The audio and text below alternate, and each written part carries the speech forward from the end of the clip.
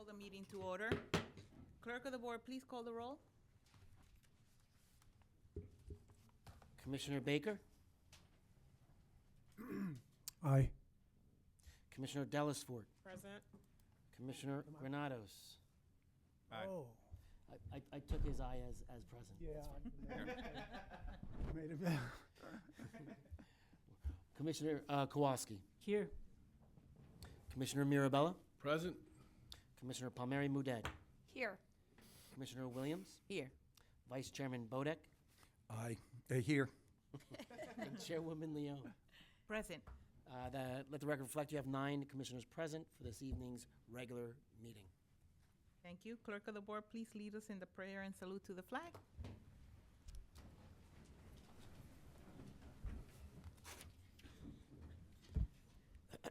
Humbly, we ask God, the giver of peace and lover of charity, to give the entire family of nations true agreement with his will, and to grant the light of his spirit on all who work for justice and peace. Amen. Pledge allegiance to the flag of the United States of America and to the republic for which it stands, one nation, under God, indivisible, with liberty and justice for all.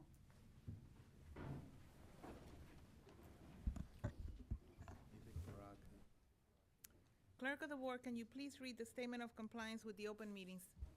The Chair wishes to announce that pursuant to the requirements of New Jersey statutes annotated, Title 10, Chapter 4, Section 10 of the Open Public Meetings Act, adequate notice of this meeting of the Board of County Commissioners of the County of Union has been given by mailing the annual meeting schedule for the year 2025, along with periodic changes necessitated by circumstance to the newspapers circulating within the County of Union who are designated to receive such notice, and by posting the annual meeting schedule for the year 2025 in the Administration Building, and further by filing the annual meeting schedule for the year 2025 with the Office of the County Clerk.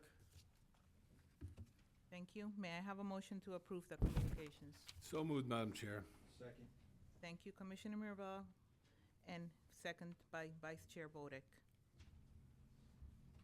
Clerk of the Board, can you please call the roll? This is for the communications. Commissioner Baker, Aye. Commissioner Dellisfort, Aye. Commissioner Granados. Aye. Commissioner Kowalski. Yes. Commissioner Mirabella, Aye. Commissioner Palmieri Mudet, Aye. Commissioner Williams, Aye. Vice Chairman Bodek, Aye. Chairwoman Leon. Aye. Let the record reflect you have 9 votes in the affirmative on all the communications. May I have a motion to approve the February minutes? So moved. Second. Thank you, Commissioner Kowalski, and seconded by Commissioner Palmieri Mudet.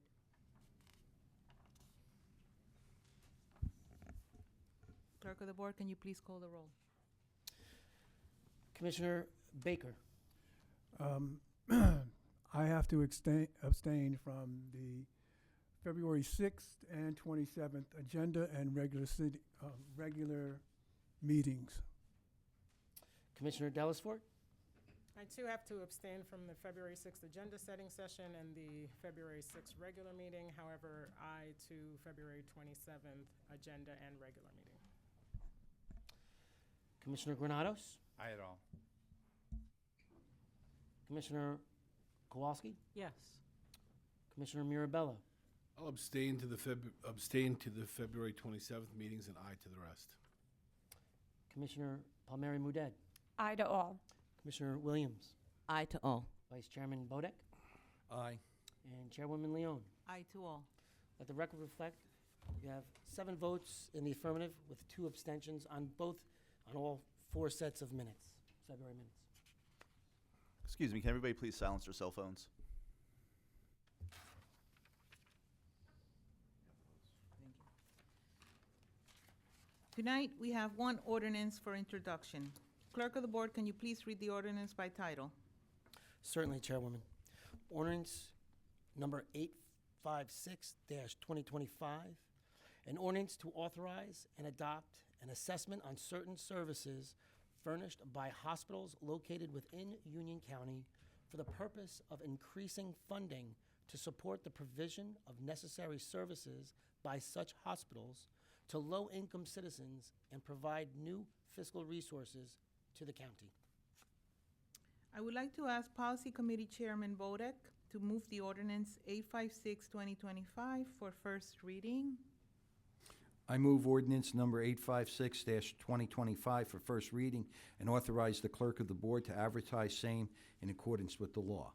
The public hearing and final reading will be held on April 17th, 2025. I second the motion. Thank you, Commissioner Kowalski, and thank you, Vice Chairman Bodek. A motion was made by Vice Chairman Bodek, and it was seconded by Commissioner Kowalski. Clerk of the Board, can you please call the roll?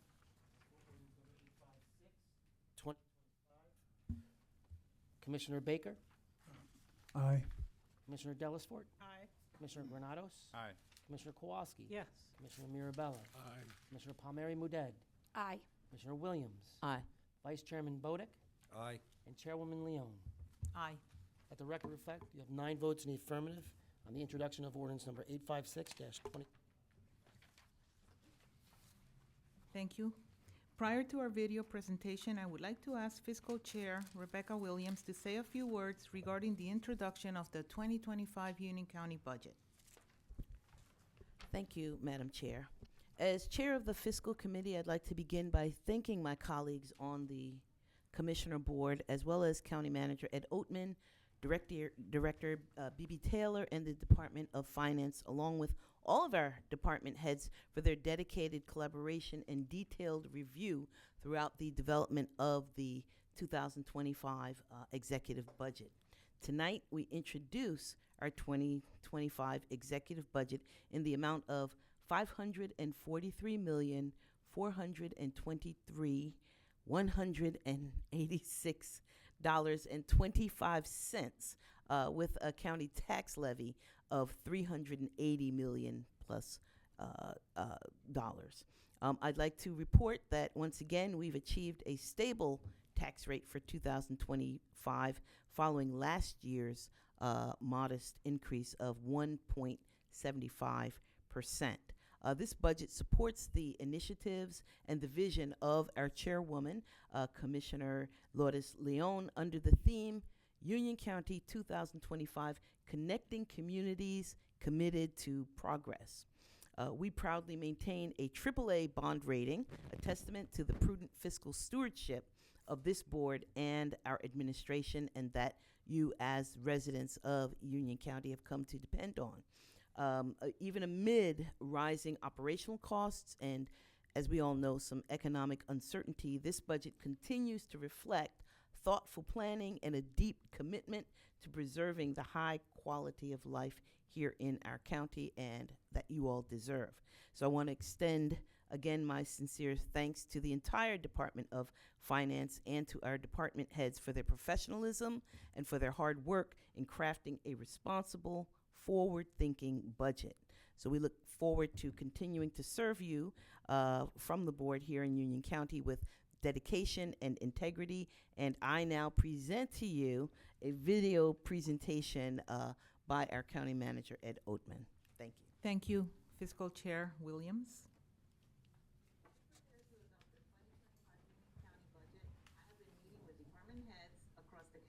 To ensure that we continue providing the highest level of service to our residents while being mindful of fiscal responsibility.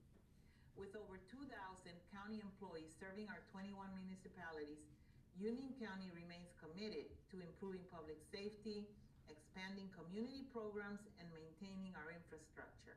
Many residents are unaware of the breadth of services the county provides. Our park system spans over 6,000 acres, featuring inclusive playgrounds, scenic trails, recreational facilities, and an award-winning sensory theater program. Our team maintains more than 170 miles of county roads, provides emergency dispatch services to over 2/3 of our municipalities, and continues to expand our small business and workforce development initiatives. In addition to these services, this year we are celebrating the 250th anniversary of our nation's founding by highlighting Union County's deep historical roots and engaging our residents in educational and cultural initiatives. Union County is continuously looking for ways to build stronger connections with our residents by expanding access to public resources, improving county-wide communications, and investing in projects that reflect the needs of our growing communities. Here's County Manager Ed Oatman with a deeper dive into this year's budget and department highlights. Union County operates on a large scale with dedicated employees working daily to serve our residents. As we plan for 2025, it's important to recognize the impact of each department and the initiatives ahead. At the same time, we must prepare for the potential of federal funding cuts under President Donald Trump's administration, which could affect essential services. We are closely monitoring these developments and will take the necessary action to protect Union County's fiscal health and ensure continued access to vital programs that our residents rely on. The Finance Department ensures Union County's fiscal health through strategic financial management, sound budgeting, and efficiency-driven initiatives. Union County continues to hold a AAA bond rating from Moody's Investor Services, reaffirmed in 2024, reflecting strong financial planning and stability. The department oversees budgeting, payroll, auditing, grants, and financial reporting. In 2025, the Finance Department will focus on expanding financial transparency and enhancing grant acquisition efforts. Additionally, the county will continue proactive investment strategies, bond management, and tax relief initiatives to support municipalities and stabilize tax rates. Key initiatives include a new automated grant tracking system, expanded financial literacy outreach, and continued oversight of major capital investments such as Union County College, Cranford campus expansion, and infrastructure improvements. With a strong available fund balance, Union County remains one of the most fiscally sound counties in New Jersey, ensuring the responsible management of public resources while investing in essential programs and services for residents. The Clerk of the Board manages all Commissioner meetings, maintains records, and oversees the Chair's initiatives. In 2024, the Office of Public Information launched the Explore Union County app, revamped the county website for improved accessibility and mobile responsiveness, and expanded social media reach and engagement. In 2025, they will focus on launching a county-wide digital engagement platform, expanding video-based content for public information, and continued efforts to archive historical records. The Open Space, Recreation, and Historic Preservation Trust Fund awarded over $1.5 million in grants for community gardens, sensory-friendly programming, and the rehabilitation of historic sites.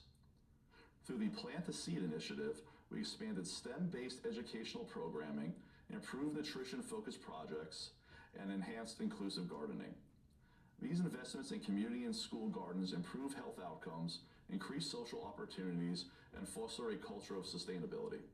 Department of Administrative Services. This department plays a crucial role in ensuring smooth county operations. In 2025, they'll expand the county's procurement system to increase vendor participation, streamline human resources onboarding with new digital platforms, and enhance cybersecurity initiatives to protect county data and services.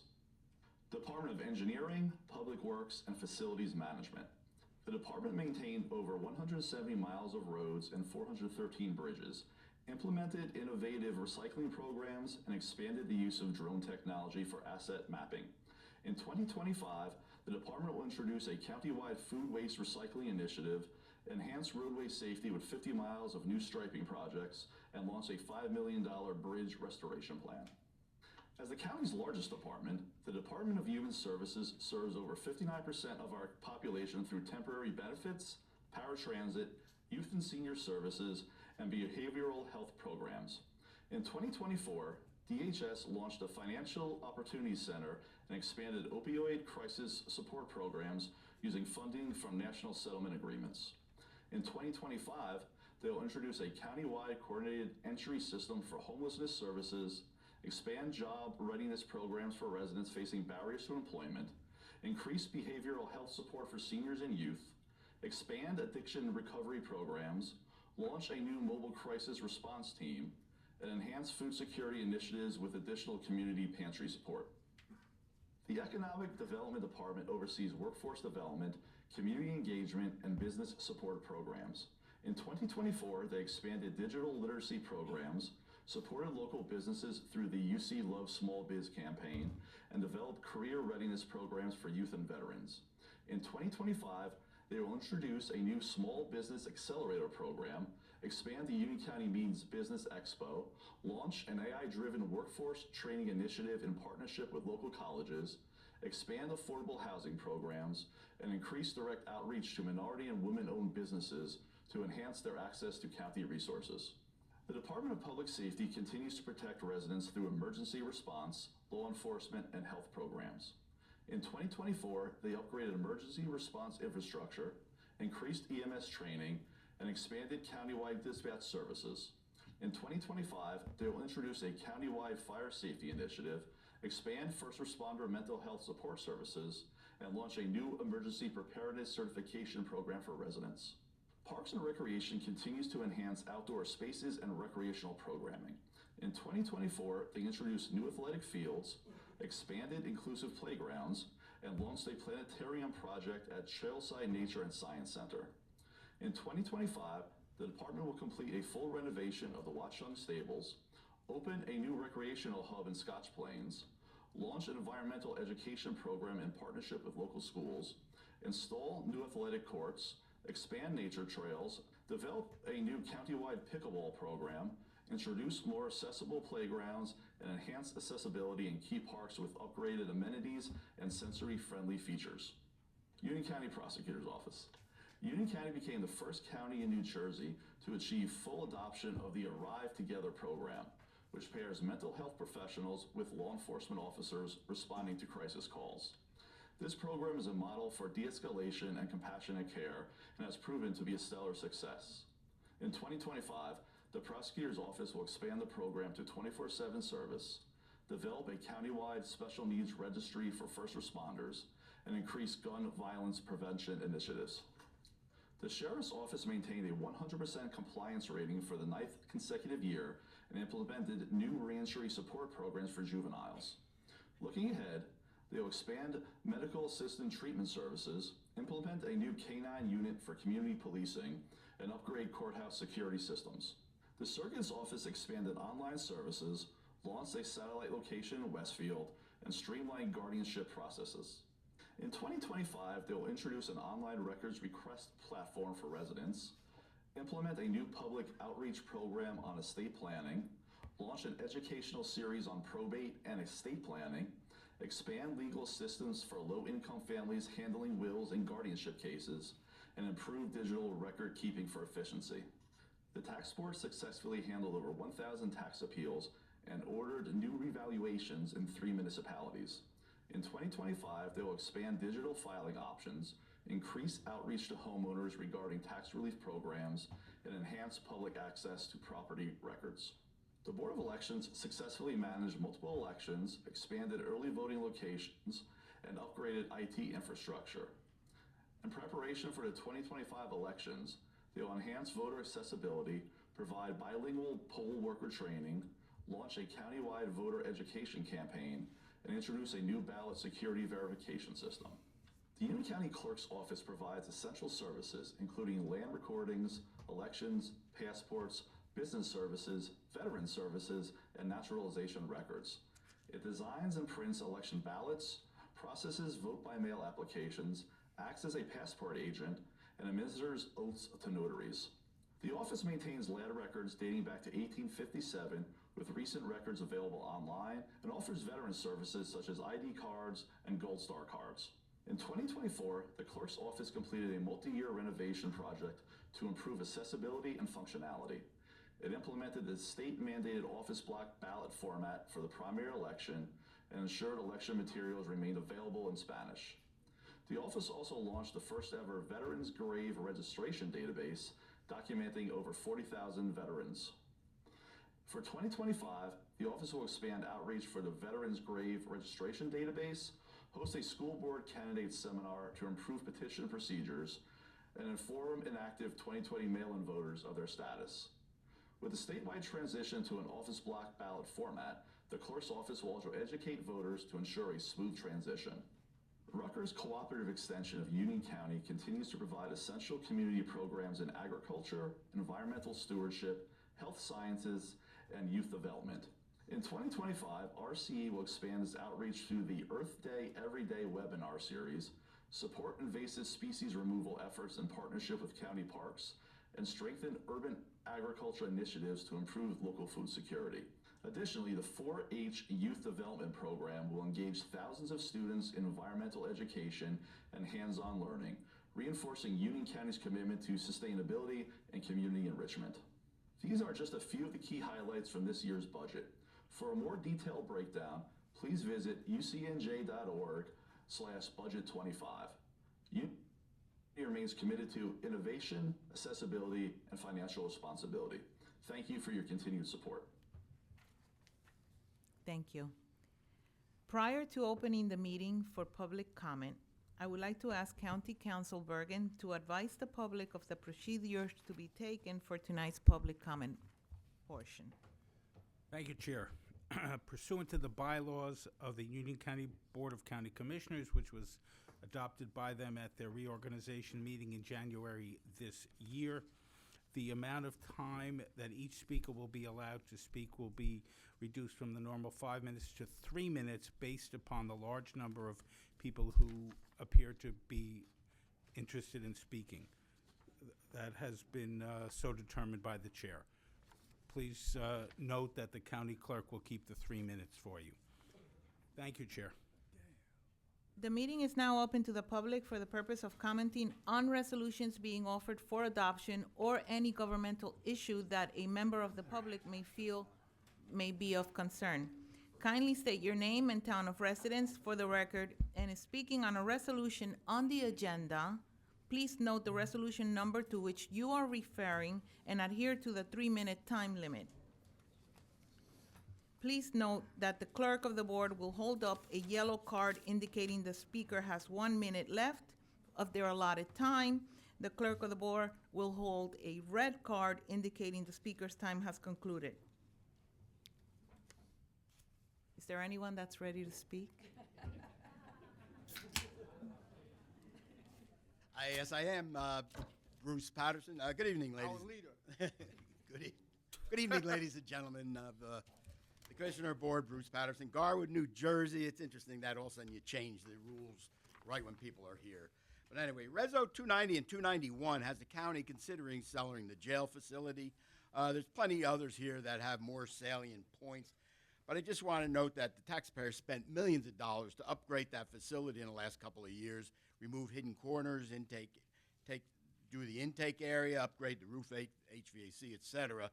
So if it does get sold, I really would like to see that money being distributed back to the towns instead of creating some grant program where the towns have to actually match the grant monies. Reso 297, 298 is allowing the Surrogate's Office and the Board of Taxation Office to exceed the cap imposed by law. The public would like to know how much exceedance this is and why. Introducing the county's 2025 budget, I reviewed the preliminary county manager's budget and just a couple of notes.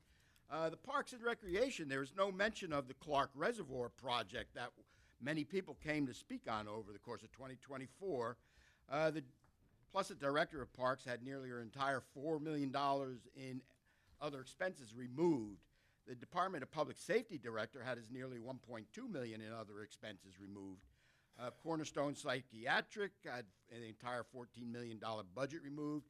The county manager's other expense line was cut in half, so thank you very much, Mr. Oatman, on that. And the total debt basically went down about $1 million. Last year was a budget disaster with the hiring freeze and curtailing purchasing expenses. I hope it doesn't end up to be another one this year. And a final interesting note for the public, the county manager and the finance director who oversee the creation of the county budget don't even live in this county, so totally avoid any taxes, impacts, or liabilities that they impose on the rest of us residents. So imagine that.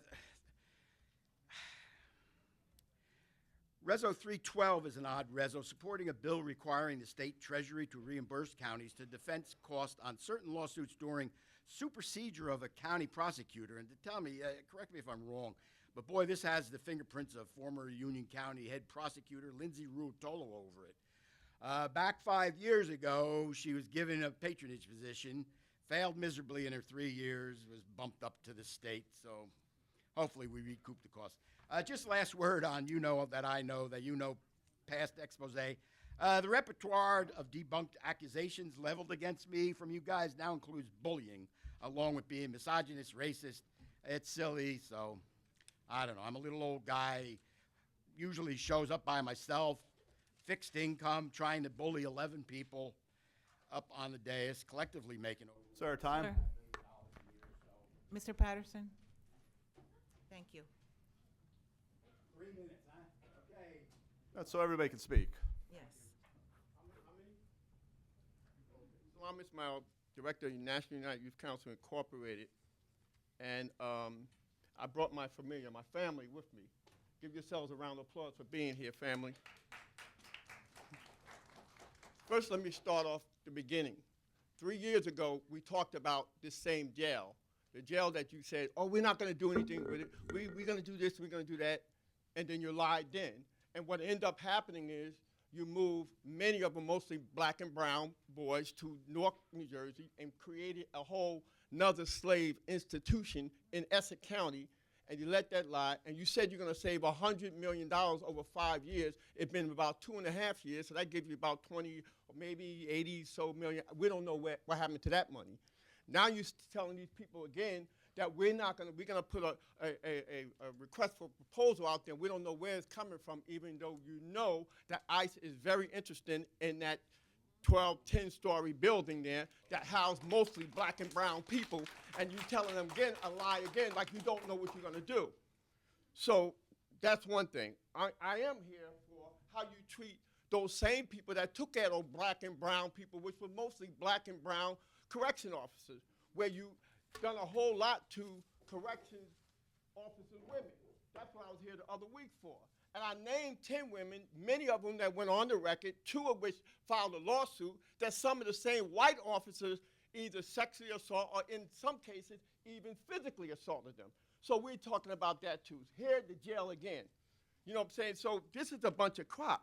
But yet you call yourself Democrats and you're negotiating with the feds that you said you're against. Where stop the lying and be truthful to these people? Lastly, and this is a very police county. We're the only county in the state that have Union County police officers. That's another conversation. So this is very suspect, folks. Do not let up on these people because they will lie to you. They will tell you a story. Excuse me, Mr. And then they'll Ismail, go behind. please They will address go behind the the board. backs and they will do the job behind the scene and let you know that they are negotiating with ICE to get rid of people of the Latin folks. My Muslim people, my mosque is right across the street. You just let it put a notice out. Now you got ICE all over my town. So you're going to pay attention this time because some of you are up for election. I'm really questioning the fact how you took a black person off the assembly, put a white person and replace it, and think we're going to just go for this kind of crap. I'm telling you right now. Remember Salam Ismail of the 90s? Remember in 86 when it was Democratic control? When I brought those 40 kids in, next thing you know, you had 3 years and y'all been in control ever since. You ain't no better than Republican that you replaced. So this is the time now that we now take up arms. Not physical arms. Our voting arms. And to show the public what is Sir, time? Pick people in that's supposed Sir. to represent our community. Time. and Sir, represent time is well. up. Thank you. Not sell us out. Sir, time is up. Madam Chair, may I make a comment, please? Yes, sure. After the last meeting 2 weeks ago, I received communications for one of the individuals who is on Mr. Ismail's list.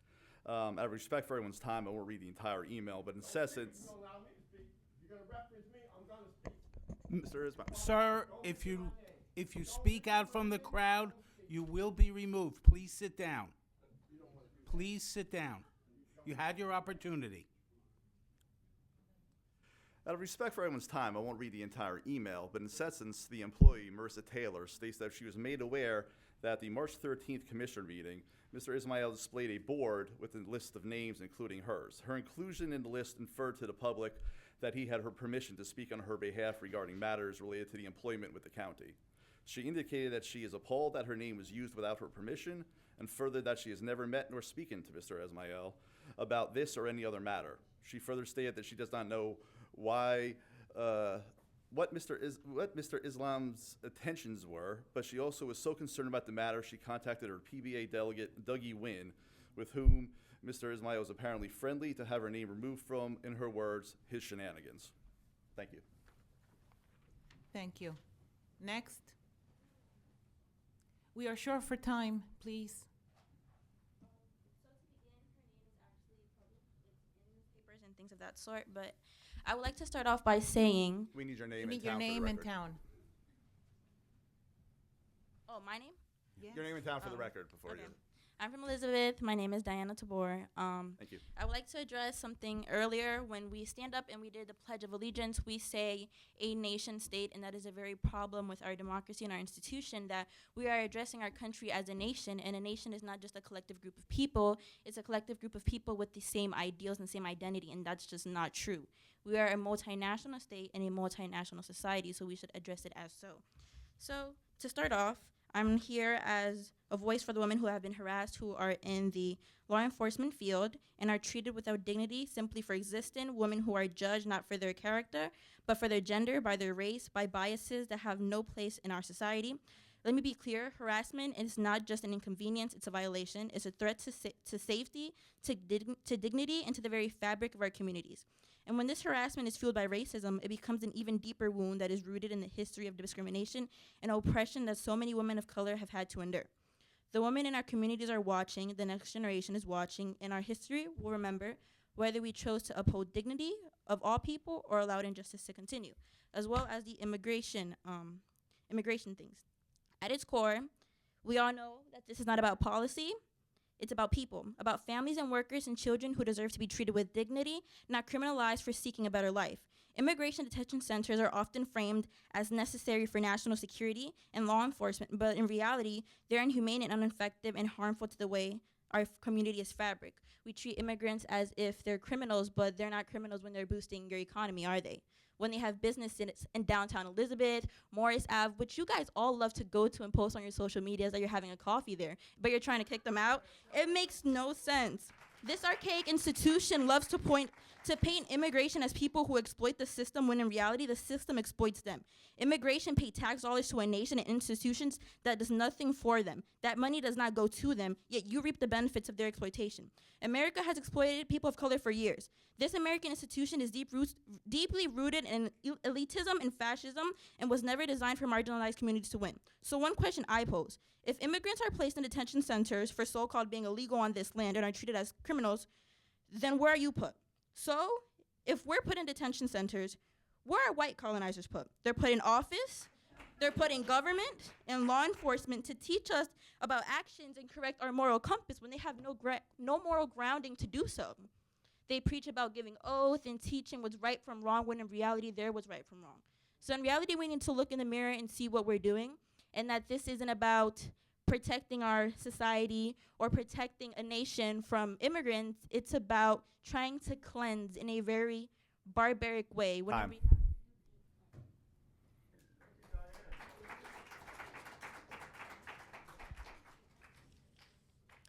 Good evening, Waylon Stellis, Linden.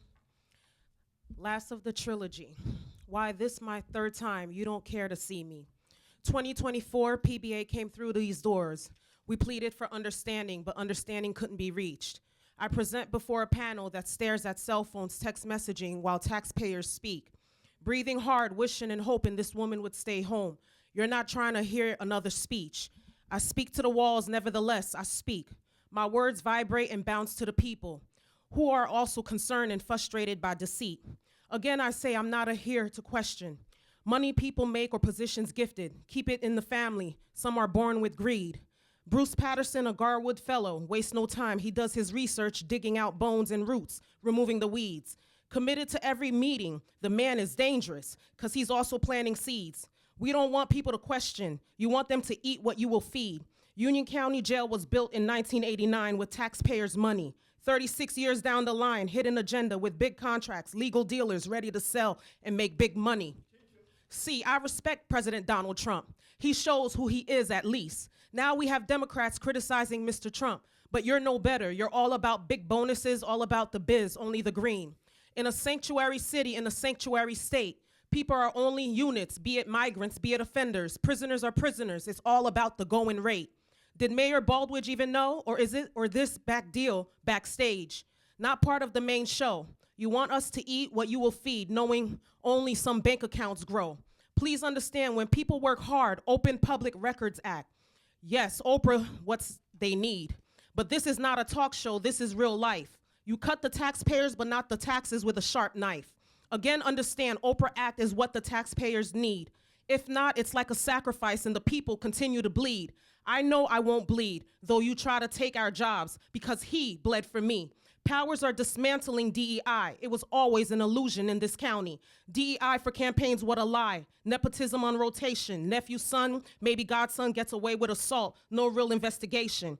Well, breaking news, God is her connection. Layoff galore, Nepo babies hired at 18. Do security first. In a year, you'll be promoted and get more money. How clean, seemingly professional layoffs are the new forms of termination. Keep it in the bloodline, though. Academically not exceptional. The lies people speak, the lies people live, the lies people believe. Many politicians and hired lawyers really heartless and don't give. Since the days of old, the stories have been told. Tax collectors, foxtrot stacking silver and gold. And the community misrepresented because arrogance is bold. Charismatic authority, appointed authority, elected authority. Beneath God is all authority. Don't let pride trick you into thinking my ascribed status as a minority can ever impede my voice to the majority. Last of the trilogy, I won't come to another meeting. Purpose was served, I spoke. I don't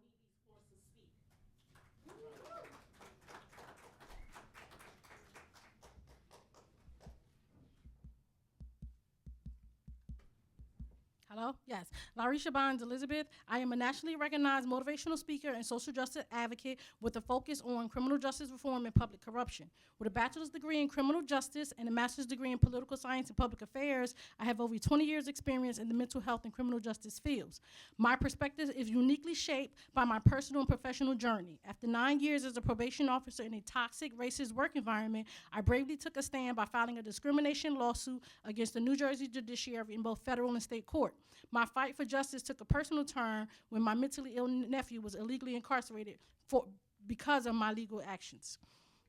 In response, I wrote a book and did 2 documentaries so my case would not be covered up with NDAs or the way y'all cover up stuff.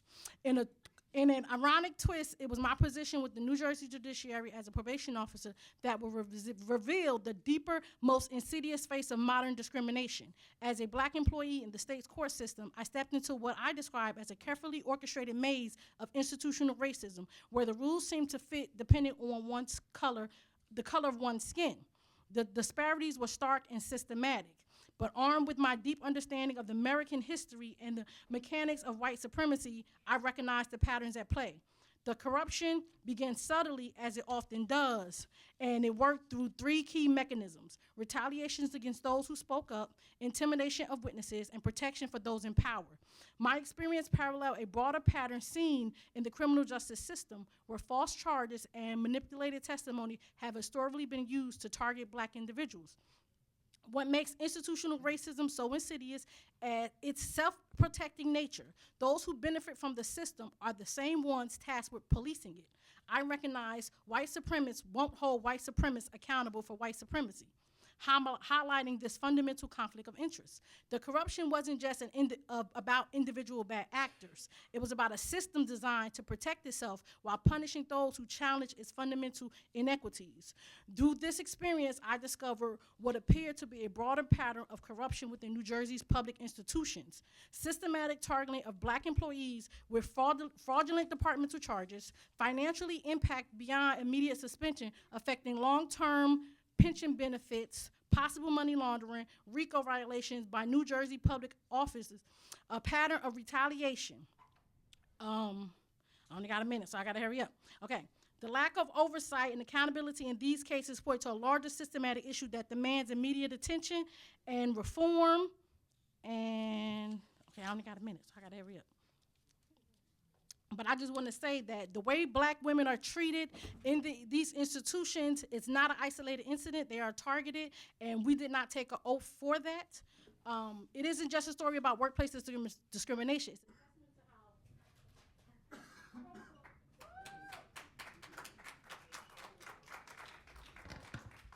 I'm Mike Fabricant. I've been in Elizabeth for 50 years. My children have gone to public schools in Elizabeth.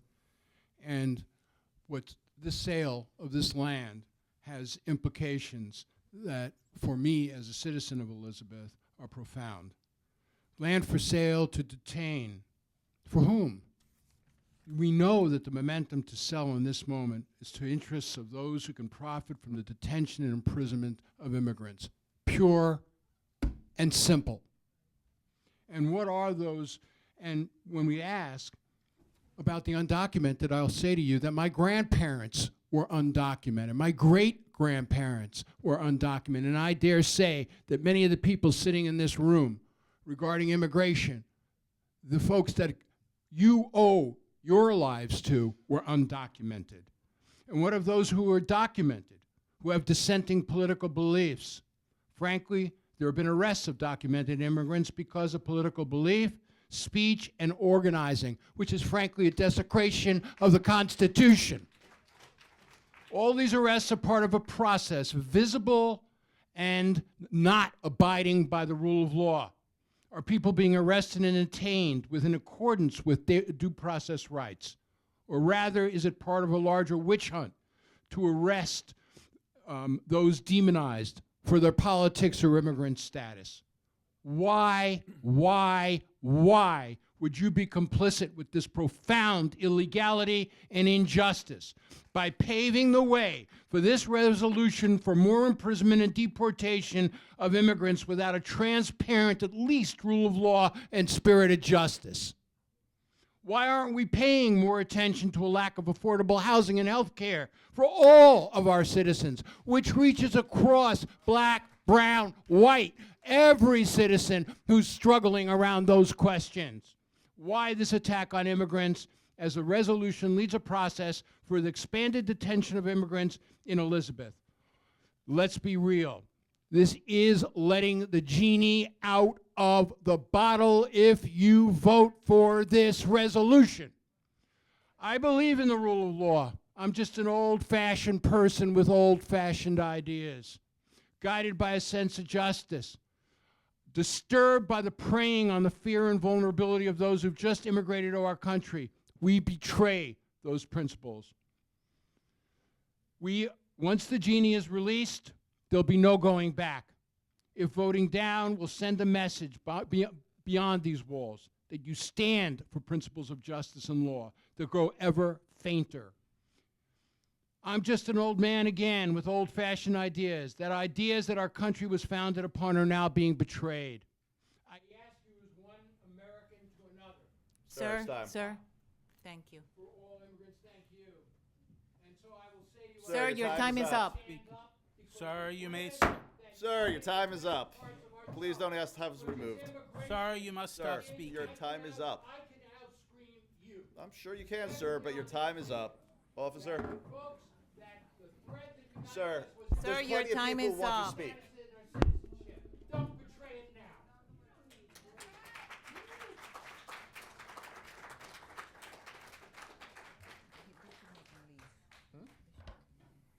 Land of the free. Good evening, Chairwoman Leone. My name is Joe Gallegos. I'm a resident of Summit, New Jersey. I'm here tonight to express my opposition, Resolution 2025-290 and 291 being used as a for-profit immigration detention center. I normally don't speak. I'm an airline captain. Last year I had the privilege of standing at Ground Zero on 9/11 alongside President Biden, then President-elect Trump, families and first responders, representing the pilot group of American and United Airlines. I also serve on the Union County Air Traffic Noise Board. I've served on that board since 2019. I've dedicated my 20-year career to aviation and public service, always with the belief that this country stands for fairness, justice, and dignity.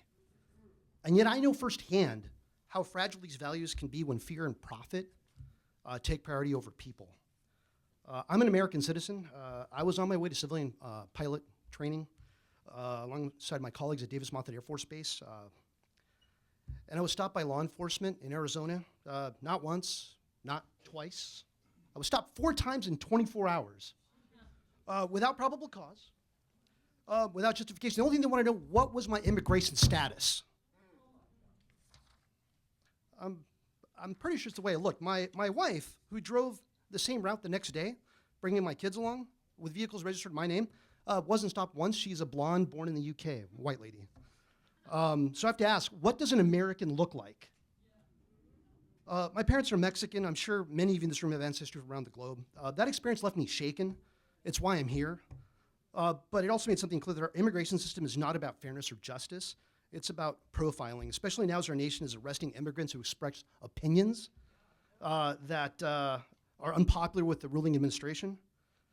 This is about power, and there is no interest at the federal level to fix it. Here in Union County, I don't think that we should be helping fix a broken system and give power over to a for-profit corporation or a system that will benefit from the detention of immigrants.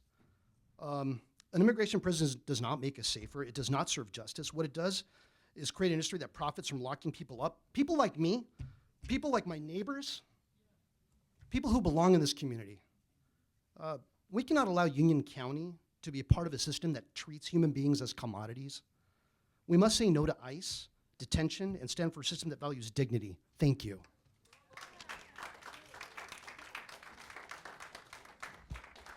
Good evening, and thank you for allowing me to speak. My name is Ana Maria Hill, and I'm the New Jersey State Director and Vice President for SEIU 32BJ.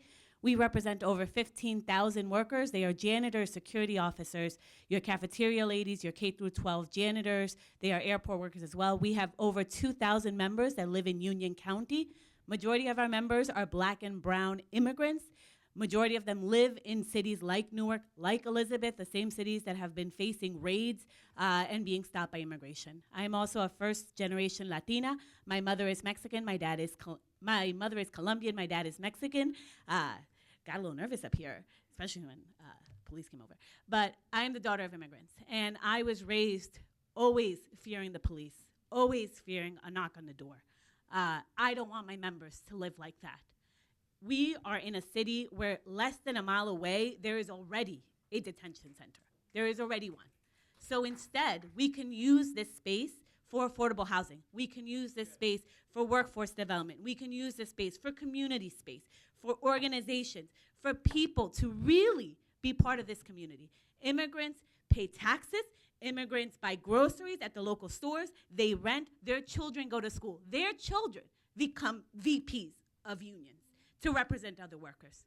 So separating them from their families is not what we should be doing. And I'll tell just a tiny story.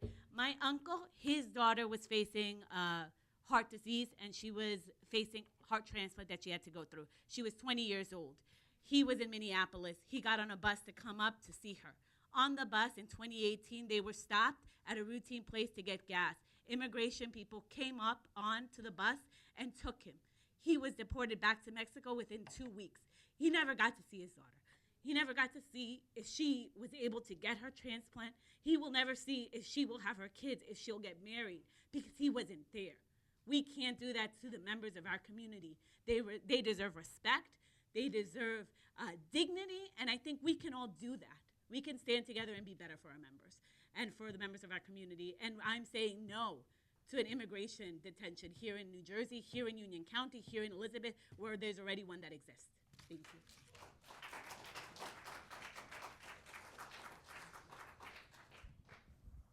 Good evening. My name is Brian Lozano, and tonight I'm speaking on behalf of the ACLU of New Jersey. I'm speaking on agenda item 225, 290, and 291.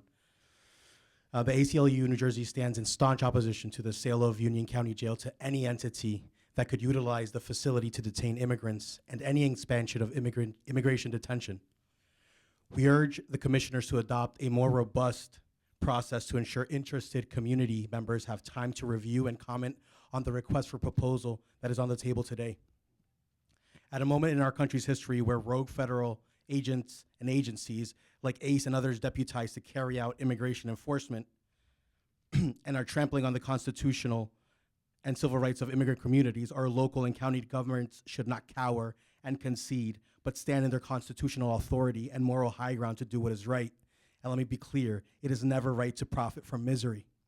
For this reason, the ACL New Jersey's position is that Union County's commissioners should guarantee a robust input and review process on requests for proposals and preclude the availability of Union County Jail to ICE or private prisons like Geo Group or CoreCivic. Instead, it should opt for a non-carceral use of that facility.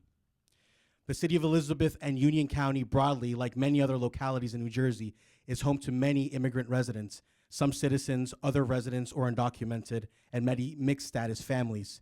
Institutions that detain and deport immigrants only serve to terrorize these communities and ultimately, under this administration, to hold their family members, everyday people, and increasingly political protesters in violation of the United States Constitution.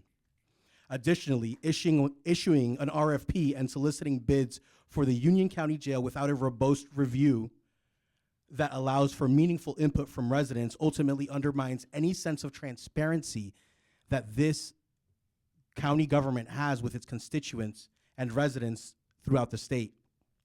Beyond the fundamental democratic principle that governments must answer to their constituents and operate transparently, Union County should not participate in instilling fear within its community. When ICE has fewer detention facilities, it is less likely to detain our neighbors and more likely to allow them to remain in the community while their civil immigration cases proceed, a decision that benefits New Jersey's families, communities, and economy. ICE itself has acknowledged that an increase in detention bed capacity enables intensified enforcement. These statements highlight how preventing the sale of Union County Jail to ICE or private prison operators at profit from the detention of immigrants can help keep families together and foster real community safety. In the end, Union County must not be complicit in the Trump administration's effort to carry out their promise of the largest mass deportation effort in this nation's history. And let me be clear again, if Union County sells the jail to an entity that detains immigrant community members, you all will be complicit. Thank you.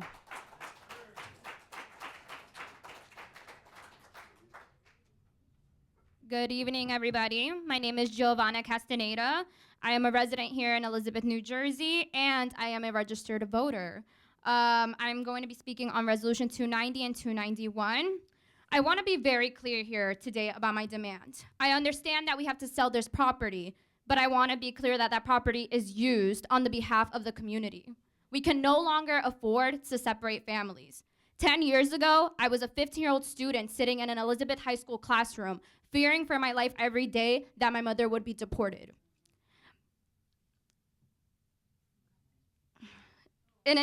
Deported and detained in an immigration detention center. An immigration detention center built to dehumanize people who come to this country to seek for safety, to thrive.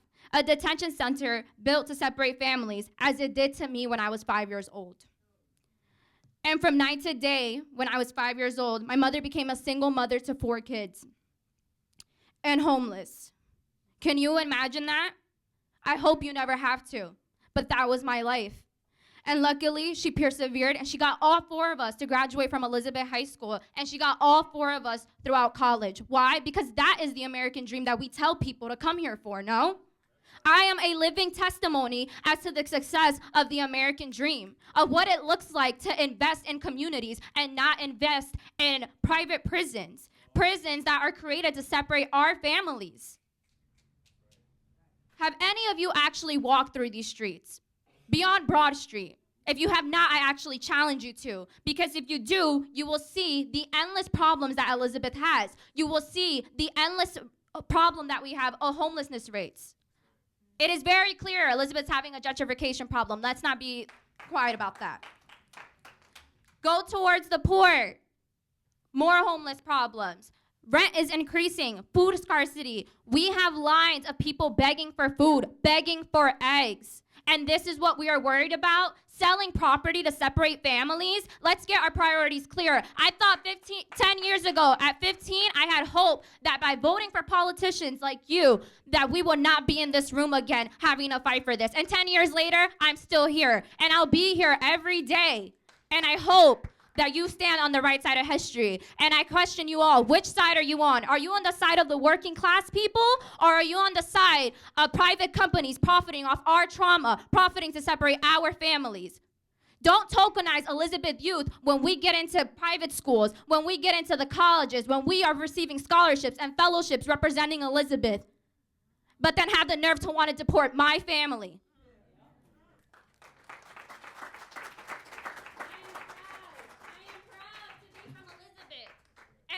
To continue to be proud.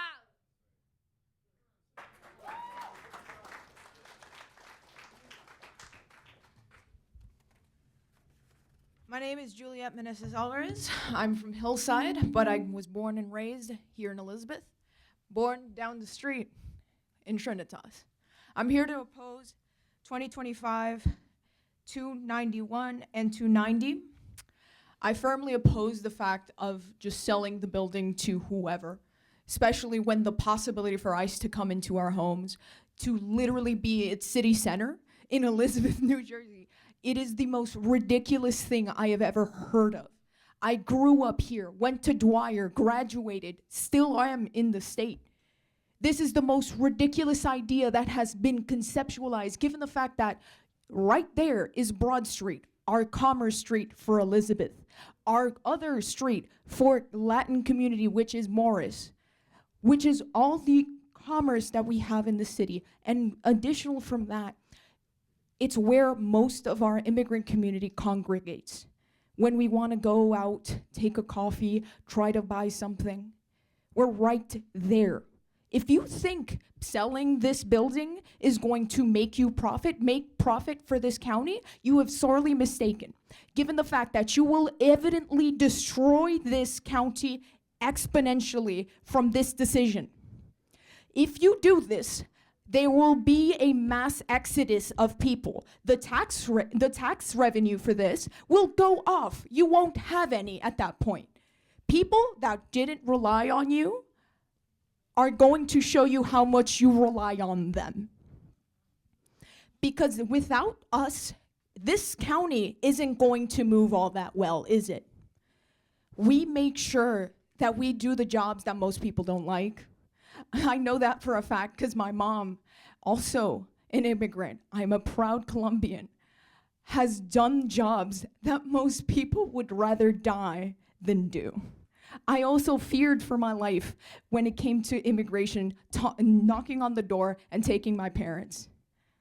So I'll tell you this, do this, sell that building, and you will never be able to be as successful as you are now. You will forfeit completely this county and all its people by doing such a traitorous thing. So let that be a reminder that doing this will completely destroy the county.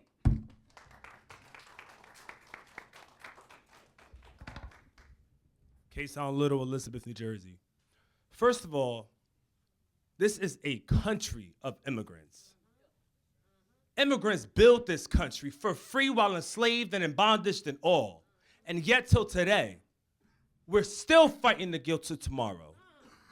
In the midst of pain, trauma, and suffering that has continuously been inflicted upon our people, black and brown people.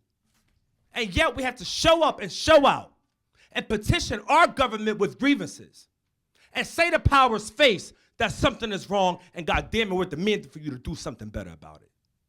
Families deserve to be united and deserve to be together. Not fearing, worrying about when they drop off their daughters or their sons at school, if they'll still be here or in ICE custody. So say to yourselves, am I on the right side of history? And I'm doing the ethical thing, the moral thing, the just thing, the lovable thing enough to do. To keep folks together, the same folks who elected, or should I say selected you, to fill the seats and to do the business of the people. You have the capacity to reverse course right now, on this evening, to heal, to remedy the pain and trauma and suffering of folks that they're enduring. Our siblings who are undocumented, that's looking to you during a time such as this to say, I got your back, but talk is cheap. Institute the policy. Put it in policy. And to say we're not going to spend taxpayer hard-earned black and brown dollars on sending folks to a place that dehumanized them, that still kill and destroy them. We have a moral obligation to love thy neighbor, to defend thy neighbor, and to stand up for thy neighbor. And that is why we are here tonight, to tell you that we're rising in full opposition of the proposal of 2025-291. It has no place in Elizabeth, no place in Union County, and you heard it from our siblings. You can use that building to house folks, to feed folks, room and shelter, mental health services. That is how you can save folks, and that is certainly how we can get to tomorrow, is using that building to really lift folks up and not continuously tearing us down. So no, I don't yield back. We're standing in full opposition of that bill. Do the right thing and be on the right side of history.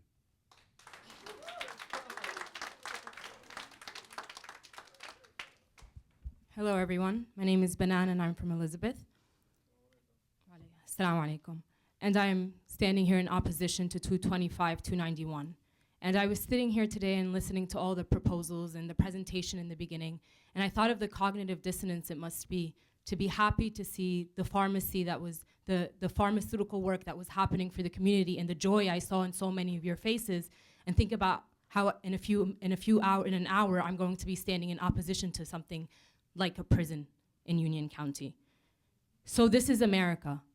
That was the question a Black and Muslim community member I picked up from Elizabeth Detention Center after he was released as a refugee said to me as he stood in the McDonald's parking lot and looked over the endless warehouses stretching in front of him.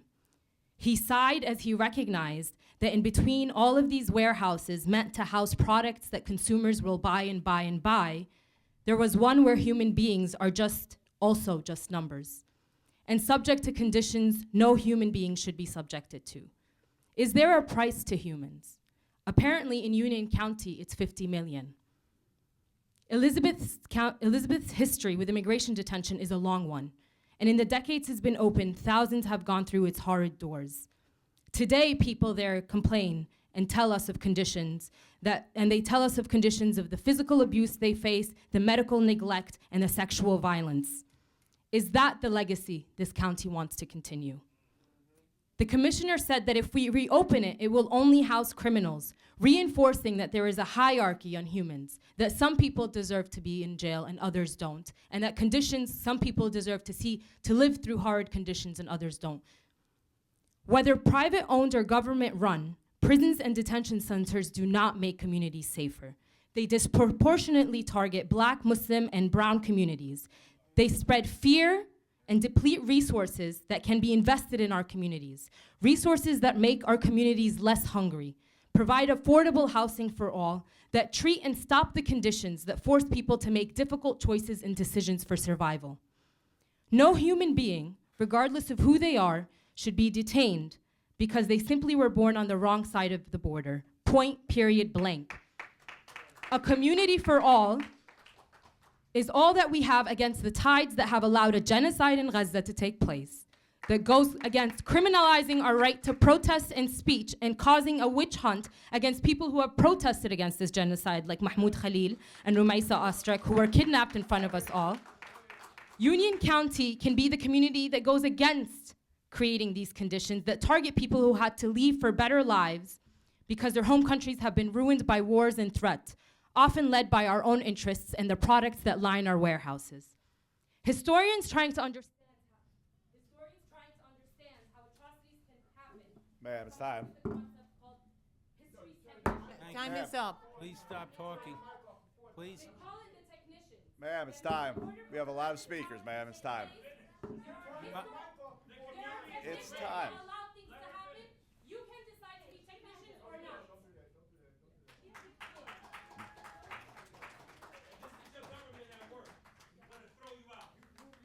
Please do not yell out from the audience.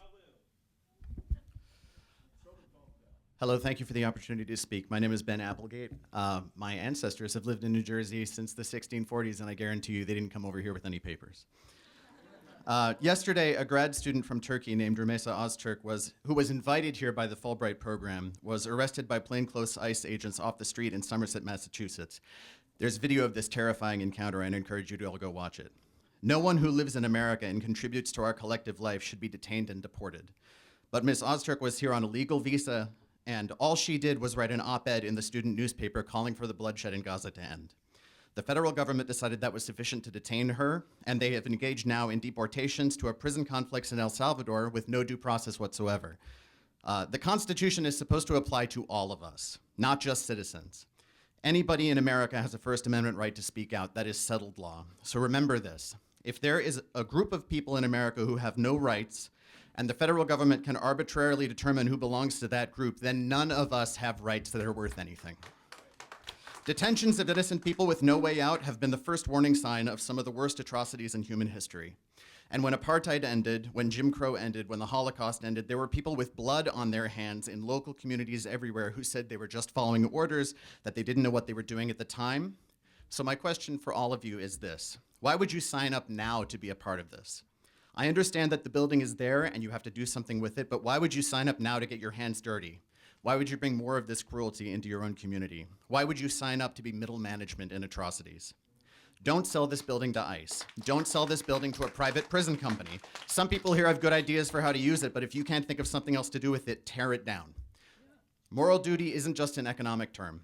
Yes, tearing down the facility will impact the long-term financial health of the county, but selling it as a jail will have a long-term moral, legal, and political cost that should be intolerable to you. Thank you.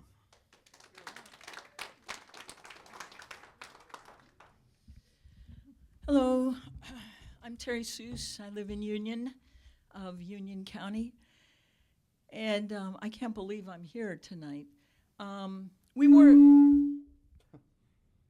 We worked for many years to get that building closed from being a public facility as a detention center. Same with Essex County College.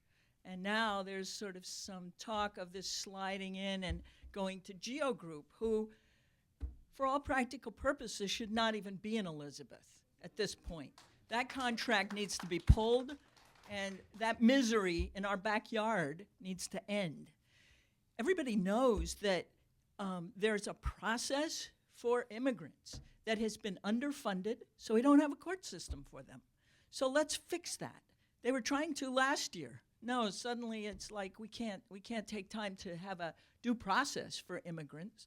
So I would like to say that if you have been reading your phones and listening to the gentleman who just spoke, the people that have been arrested in the street outside their own homes, means that if you pass this tonight, you are tone deaf to what is going on in this country.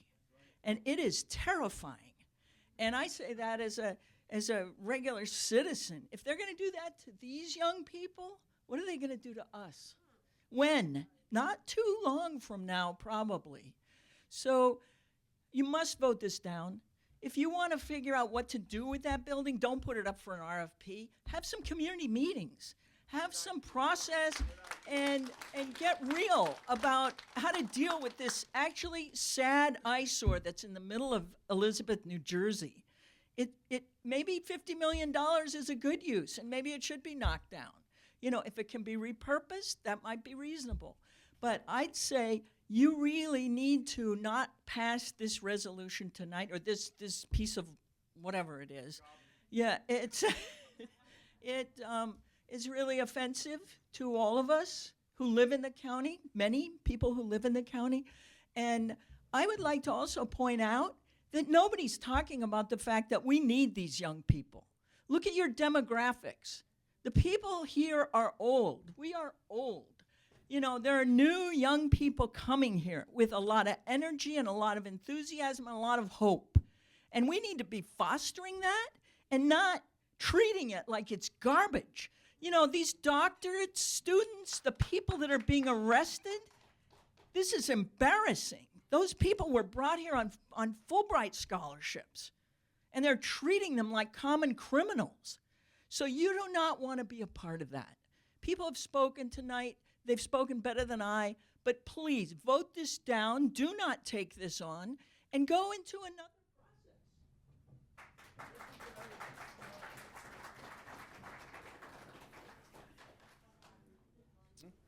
Good evening. I'm also speaking in opposition to 290 and 291. My name's Adam McGovern. I'm a resident of Parsippany, but I work with Wind of the Spirit Immigrant Resource Center in the proud sanctuary city of Plainfield, right here in the county. The city council there recently passed unanimously a resolution in favor of the Immigrant Trust Act, which is an example of how people in decision-making positions should be working to keep us all protected. And I want you to bear in mind that the closing of a jail forever is a good thing. It's a sign that our society, including our leaders, has done something right. If we want to say we're the freest country in the world, then we should want to do everything we can to make it a little less true that we're also the country that locks up the most people. It's all the worse when you can see that promise being broken right down the block. This is the kind of mistake we make over and over again. When the Cold War ended, we could have asked ourselves, how do we take that money and invest it in each other and build the kind of country that's worth defending it to begin with, instead of our leaders looking around and saying, where do we find our next enemy? In the same way, when a jail empties out, you should say, what positive thing can be created in its place, not what do we do to fill it back up again as soon as we can. You can choose not to make that mistake tonight. Sure, you have a fiduciary responsibility to your county's people, but you fail them when the equation doesn't include their value as human beings. To embrace or even consider ICE incarceration now would be an abomination, and to not rule it out right now is the real dereliction of duty. There's a difference between financial responsibility and indiscriminate loyalty to the goddamn dollar, which is all you will get if you bloody your hands with companies whose only mission is to make money off the misery of people being persecuted by our new dictator. Most of them came here to get away from that kind of thing because they believe that this country is different. It's up to you to show them they were right, and it will be on you if you break that promise again.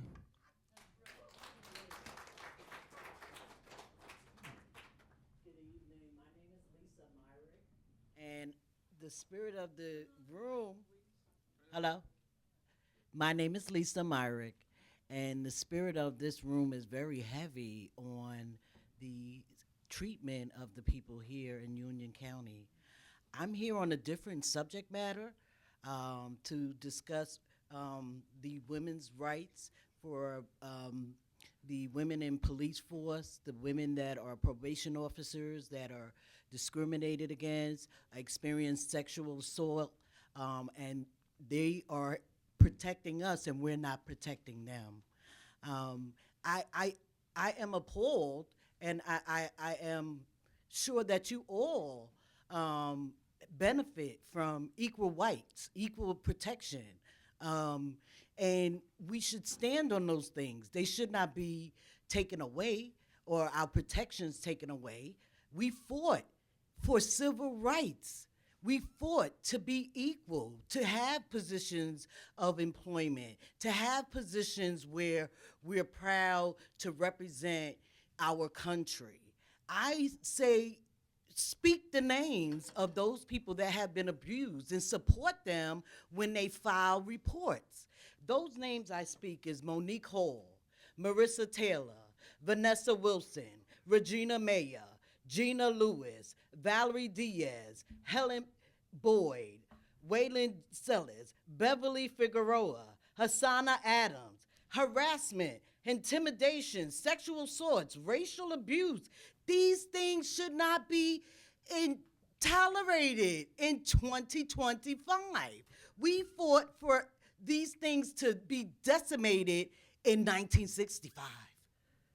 So why are we way, way behind in enforcing the law when we have women who not only put their lives on the lines because they have children, families, husbands, nieces, nephews, but they put their lives on the line to protect and serve, but they don't get the reciprocation of being protected when abuse takes place in their workplace. So I just wanted to come here and speak in support of that. And the spirit of the room is very heavy on what is going on with immigration, but I am implored and agree with them that all lives matters, Black lives matters, immigrations matter. We all matter and we deserve to be heard. Thank you for hearing me.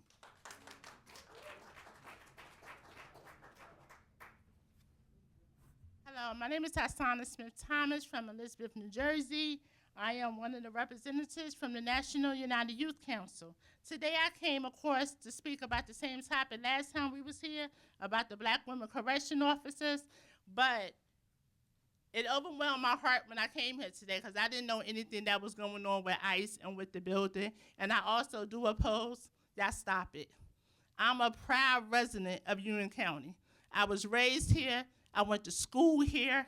My 9-year-old came home one day after Trump took office. She said, "Mommy, I'm scared to go to school."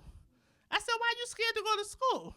She said, "Because they said ICE is going to come into the schools and into our sanctuaries." I said, "What sanctuary?" She said, "Into our churches. They come and get the immigrants. Some of my friends, some of my parents." She's a 9-year-old, and she is scared. So can we imagine how the teenagers are, how the families are? They're scared. Every single one of y'all have a voice. Everyone in this building have a voice. Y'all need to help us. We need to come to some type of resolution. Y'all want to take that building up here, ICE immigrants in it? What about the homeless people that's in Elizabeth? And I'm about to be one of them. I have my own foundation. I work for a great man in Union County. A lot of people don't like him. He got a lot of mouth. We serve the community. Rent is $2,000 for a 2-bedroom. They told me, even though I work every day, I work at the medical facility. You know what they told me? I made too much money. They can't help me. Said me and my 9-year-old is about to be out in the street. What about affordable housing? Make that building to affordable housing for people. I work every day. I don't get welfare. I don't get Medicaid. I don't get food stamps. And I still can't afford $2,000 a month. So back to what I came here for. Black women who work in the justice system face a host of barriers, including sexual assault, racism, trauma, sexual abuse, and discrimination, unfair and biased trauma right here in the city of Elizabeth and Union County. Last time we was here, y'all said we came to the wrong place. We need to go to the prosecutor's office. But guess what? This is the freeholders. These the commissioners. That can't start this. That can't open an entry to find out what's going on. The same people y'all told us to go to the prosecutor's office to go help, they help y'all. They right here. They was surrounding me when I was trying to get inside the building today. So they was on their job. They was doing what they supposed to be doing. Why should they be subject or worrying about their co-workers and their supervisor with sexual abuse? Why can't they work regular jobs like everybody else? Thank you. We want justice and we need justice. Please, Ma'am, please, time. your time is up.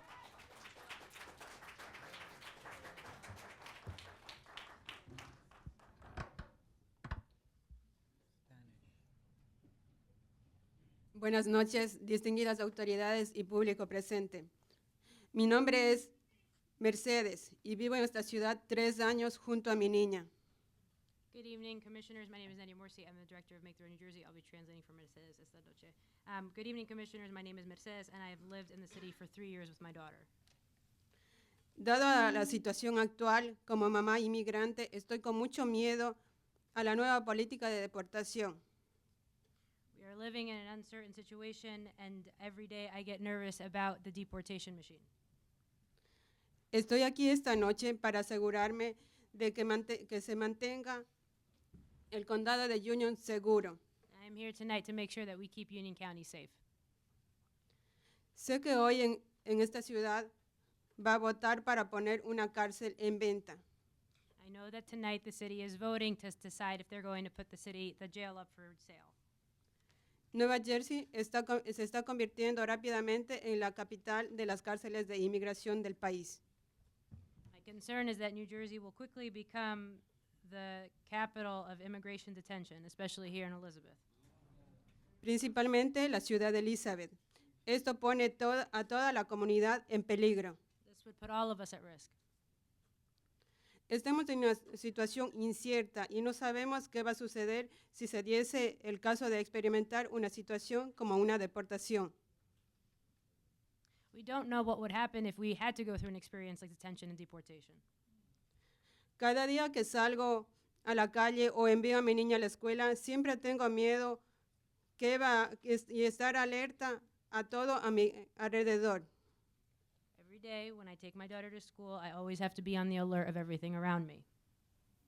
Y con la preocupación de no saber qué va a suceder con mi niña. And I worry what would happen to my daughter if I was taken from her. A nivel personal, porque por el miedo ya no podría hacer mis labores cotidianas como ir al trabajo y enviar a mi niña a la escuela. Because of the fear, I no longer do my daily tasks. I go to work less. I try to send my daughter to school less. Sería un daño muy grave a nivel psicológico y económico, porque no podría salir de manera segura a la calle, por lo mismo que incrementa el racismo y el rechazo a nosotros. Together, me and my daughter have faced serious psychological and economic damage. I can't imagine how much worse it would be. como migrantes, tanto en las escuelas, en los trabajos y en las calles. It's not just been for me, but for all other immigrants at work, at school, and in the streets. Agradecería que por favor tome mi testimonio como una voz de muchos inmigrantes. I hope today that you take my testimony as the voice for many other immigrants who live in the city, in the state, and in this county. Thank you. Your time is up. Thank you. I don't know how it works. I don't think, I'm not. That's not how it works.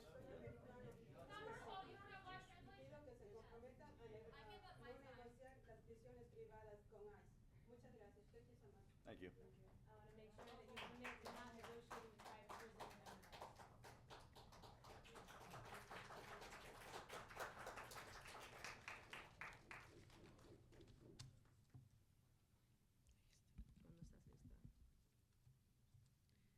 Buenas tardes, mi nombre es Maura. Soy miembro y líder de Make the Road New Jersey. Vivo en Rahway, New Jersey, Union County. Good evening, my name is Maura. I'm a member and leader at Make the Road New Jersey. I've lived in Rahway. Ha sido mi hogar desde el año 2006. Soy madre de 6 hijos maravillosos que se están criando en este condado. I have lived in Rahway since 2006. I am the mother of 6 children who have grown up in Rahway. Y son parte de nuestra comunidad. Muchos conformamos familias de estatus mixtos. Mis hijos estudian en escuelas públicas de mi ciudad. My story is like many others. We're a mixed status family. Estoy aquí para poner en claro que yo no quiero que el condado de Union considere vender esta cárcel a prisiones privadas. I'm here tonight because I want it to be on the record that I am not interested in the county selling the Union County Jail to any private prison. Con capacidad de convertirla en una cárcel de inmigración. Sé que decimos que esto tomará mucho tiempo, pero a una cárcel de inmigración en el futuro 2028 aún es una cárcel de inmigración. I know what we heard here tonight is that it's a long process, but an immigration detention center in 2028 is an immigration detention center. ¿Cómo es posible que siendo un estado santuario están considerando abrir un centro de detención en esta ciudad? I came here tonight a little confused, hoping that I would hear clearly that because we're a sanctuary city, it's something that we would never entertain. Nosotros como miembros de esta comunidad nos sentimos muy preocupados, pero ahora más con toda la retórica anti-inmigrante proveniente. I'm concerned as a county resident, but even more concerned because of the anti-immigrant sentiment. Por lo cual solicitamos encarecidamente que el condado de Union nos apoye For all these reasons, I'm asking that the county support us in y no permitan que esto pase, porque de ser así tendría un impacto catastrófico, ya que pone en peligro la integridad y estabilidad de todas las familias que vivimos en este estado y por ende no estamos de acuerdo. I'm here to say, if you want to sell the building, sell it. But I just want it on the record that none of you will ever commit to contracting with ICE or a private prison that would then contract with ICE. If so, it would have catastrophic impact, jeopardizing the integrity and the stability of all the families who live in this state. Pido que nos aseguren de no dar posibilidades de negociar con las prisiones privadas y con ICE. Sí se puede. I want your assurances that we won't contract with private prisons or ICE. Thank you. Si se puede. Thank you. Buenas noches, mi nombre es Raquel. Soy miembro y líder de Make the Road de New Jersey. Soy ciudadana americana y yo voto. Good evening. My name is Raquel Morsi. I'm a member and leader of Make the Road New Jersey. I'm an American citizen and I vote. Llegué hace muchos años a este país donde hice mi vida entera, me casé y tengo 3 hijos profesionales. También pago impuestos como cualquier residente en este gran país. I arrived in this country more than 30 years ago. I live in Hillside and I have 3 children. I pay taxes like any other voter. He visto cómo ha crecido día a día la ciudad de Elizabeth. Nuestra ciudad es grande y próspera. I have seen how this city has grown day by day. It is large and beautiful and prosperous. Y esto ha sido para nosotros los inmigrantes trabajadores. And this has been a result of the hardworking immigrants of this city. por nuestro esfuerzo laboral, contribuciones económicas, culturales. Because of our hard work and our cultural contributions. Elizabeth es la ciudad que es, somos una ciudad con mucha diversidad, la cual nos hace única y sobresaliente. We are blessed with so much diversity. It makes us unique and it makes us outstanding. Y ahora mismo estoy muy decepcionada al escuchar que hay una posibilidad que ICE esté en la parte de atrás de nuestras casas. And right now, I'm very disappointed to hear that there is even a remote possibility that ICE could be right behind my home. Sé que hoy se va a votar para la posibilidad de recibir propuestas, incluido de presiones privadas y de ICE. I understand that today there will be a vote on the possibility of just beginning to receive proposals, but again, I just want it to be clear that I am not interested in private prisons or ICE. This is alarming and dangerous for our families. Esto es alarmante y peligroso para nuestra familia y comunidad entera. Por favor, pido a todos los presentes que nos aseguren que no van a permitir que el condado de Union haga negocio con prisiones privadas y con ICE. Muchas gracias. I want to hear from each of you tonight that you won't contract with ICE or private prisons. Thank you so much.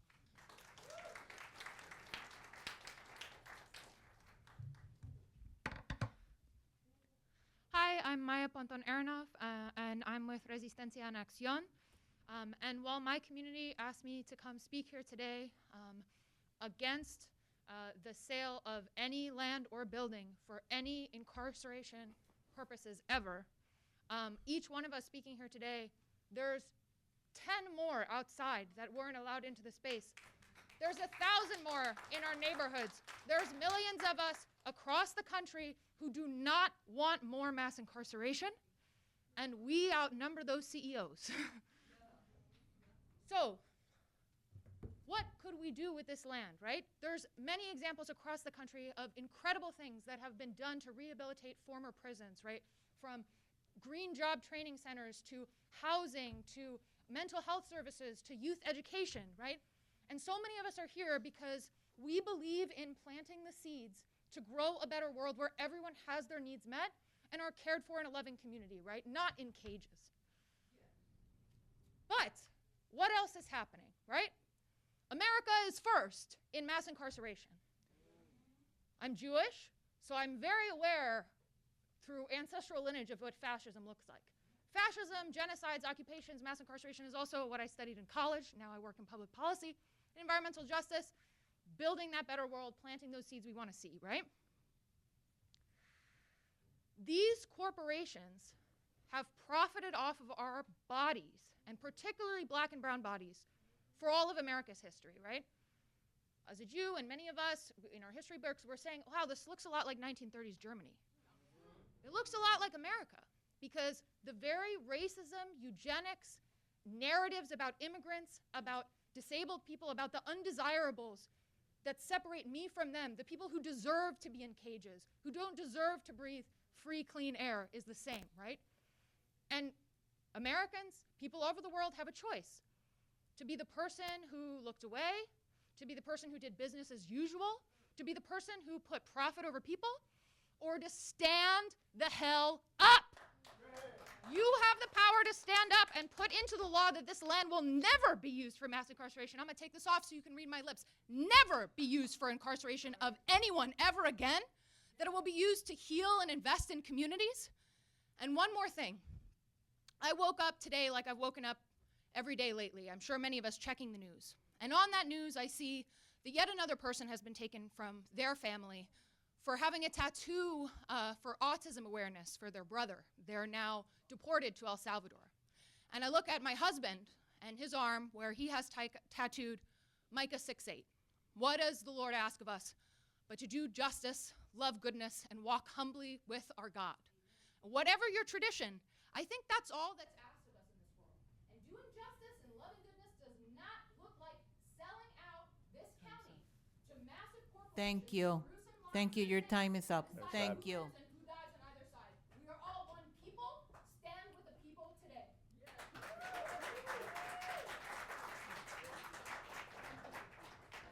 Hello. Hello. Good evening. My name is Ed Rodriguez, and I'm a resident of Elizabeth here for over 25 years. And I also am a proud son of 2 immigrants. I'm here tonight because the people of Elizabeth and across this county deserve answers. We deserve transparency. We deserve to know why this board is fast-tracking a land deal that opens the doors to Donald Trump's deportation machine. I've worked 10 years at the city of Elizabeth, and the efficiency this board is acting on is breathtaking. Resolution 290 is made to look like a harmless land subdivision on paper. But we know what's happening. You're carving out the jail from the county complex so you could sell it to the highest bidder. I don't have to say who that is. I think we all know who that is. Let me be clear. If that happens, this county will become complicit in Trump's plans of mass detention and mass deportation. He'll be putting a price on immigrants' lives, who are the backbone of Elizabeth and this county, and balancing a broken budget on the backs of the most vulnerable people in this community. And you're doing it behind closed doors, refusing to meet with the city of Elizabeth, sidestepping local accountability, and hiding behind loopholes of jurisdiction. Well, we see you, and we're not going to let this happen quietly. If you want to rebuild trust, then put it in writing tonight. Go on record tonight and guarantee that this land will never be used as a detention center for ICE or anything else. Put it in the RFP, real simple. Because if you don't, if you keep moving forward without answers, without community input, without courage, then history will remember that when the moment came to stand up to this abuse and injustice, you all chose to sell out and make a deal instead. Thank you.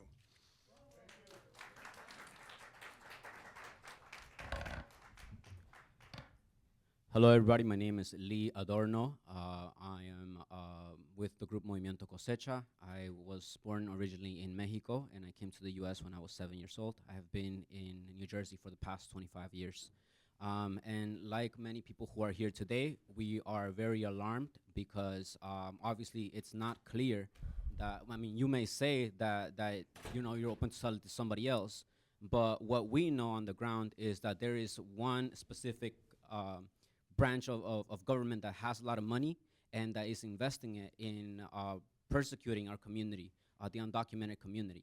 Buenas noches a todos, me llamo Lee Adorno, soy parte del grupo conocido como Movimiento Cosecha. Yo nací en México, vine aquí desde los 7 años y he estado aquí, he sido residente acá en New Jersey por los últimos 25 años. Yo estoy aquí como muchos de acá esta noche porque hay mucha conmoción, hay obvio incertidumbre porque se ha dicho de que ustedes quieren poner en venta esta cárcel y sabemos nosotros que estamos haciendo el trabajo de que hay específicamente un grupo, un departamento federal que tiene mucho dinero y que ahorita está haciendo más espacios para centros de detenciones. We know that for a fact, that what we have to look at the facts, right? We have 2 examples of what's going on. There is already a detention center here in Elizabeth. There has been research that for the past 30 years, there has been a lot of medical neglect, abuse, and occasionally there was 2 people who have died in this detention center already, right? We have another example, Delaney Hall. They want to open up a detention center run by Geo Group, a private prison company that is investing not only in New Jersey, but across the country. They want a 15-year contract. They want $60 million a year. This decision shouldn't even be up to us. We're talking about our future. We're talking about the people who are coming in, the next generation. Why are we opening up the possibilities of a private prison company coming into our town and continuing to terrorize our community?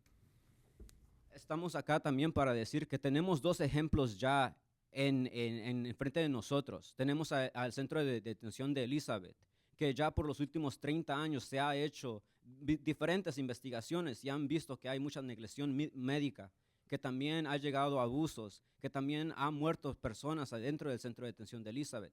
Tenemos el segundo ejemplo de que quieren abrir un centro de detención en Newark, el Delaney Hall.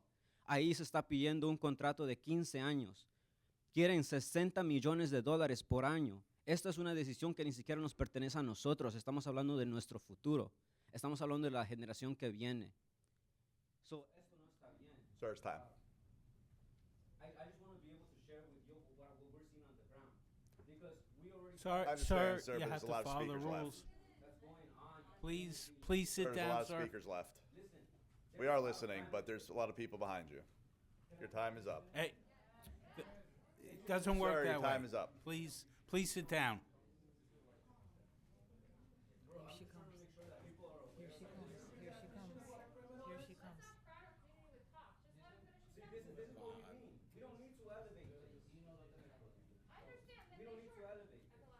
comes. Everyone else has applied to the 3 minutes. Please, sir, you have to follow the rules like everyone else.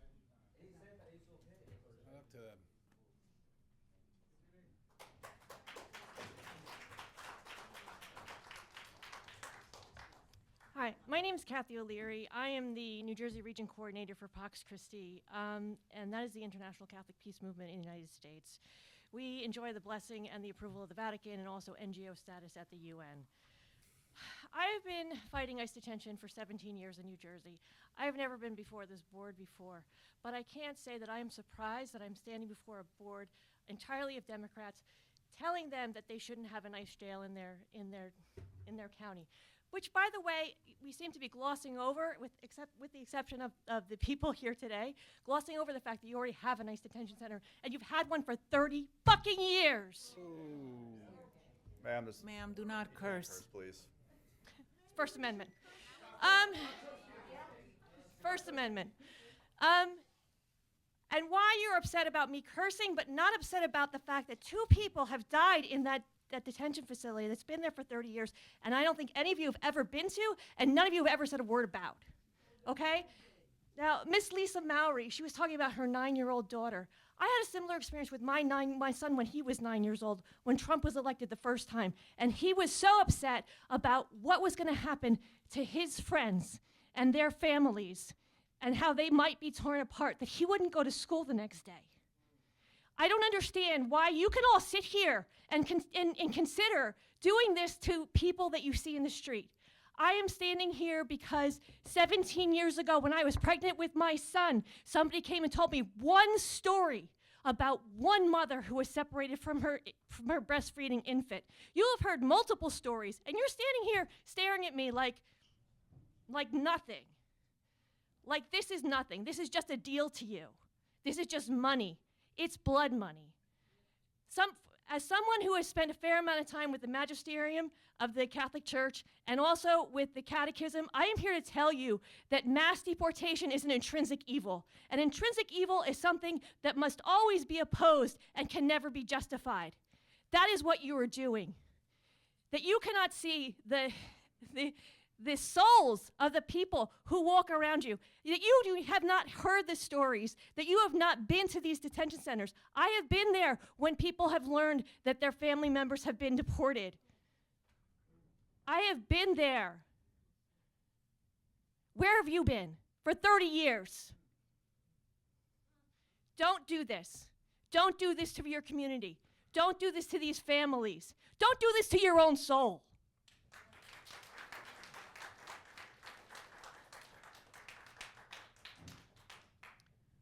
Good evening, everyone.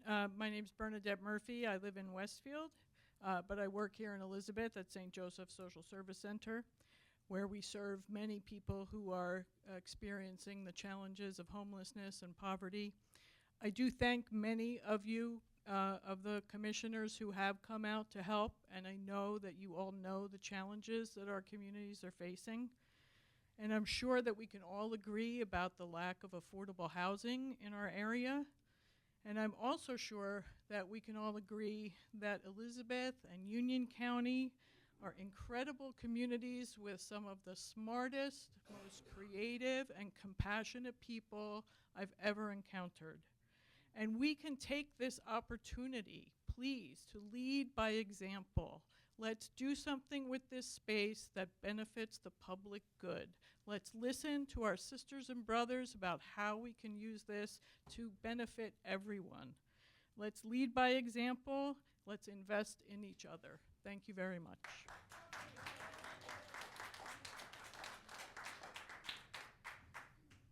Good evening. My name is Mary Heller. I'm a resident of Cranford, New Jersey. I've lived there for 40 years.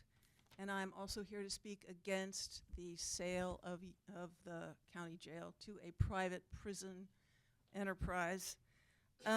First thing to note is, as has been said here, This country needs immigrants. We have an aging population, and we need new blood. Also, seeking asylum is not a crime. As soon as you set foot on U.S. territory, you have rights. You have a right to a hearing, and you should not be locked up to feed the ambitions of a fascist dictator, which is who we have in the White House right now. You should not be put in jail for attempting to seek asylum. But what this administration is doing, as you all know, they are deporting green card holders, they are deporting DACA recipients, they are deporting people with permanent resident status, and they are deporting people who have tattoos. They have not only autism awareness, but they deported a guy, a soccer player, because he had a tattoo of his soccer team, Real Madrid. This is criminal. They are deporting people who speak their minds. They are deporting people for political speech. This is clearly anti-constitutional. It's disgrace enough that we all live while this MAGA agenda is being perpetrated, but now to enable that agenda by selling public property to a for-profit corporation so that a few people can get rich off of the misery and mistreatment of hundreds or thousands or hundreds of thousands, that is a crime. So furthermore, to come as a refugee to this country and then be characterized as Kristi Noem characterized these people, standing in front of a cage full of men as terrorists. You were not a terrorist for seeking asylum. So do not do this, and do not enable this abomination. Thank you.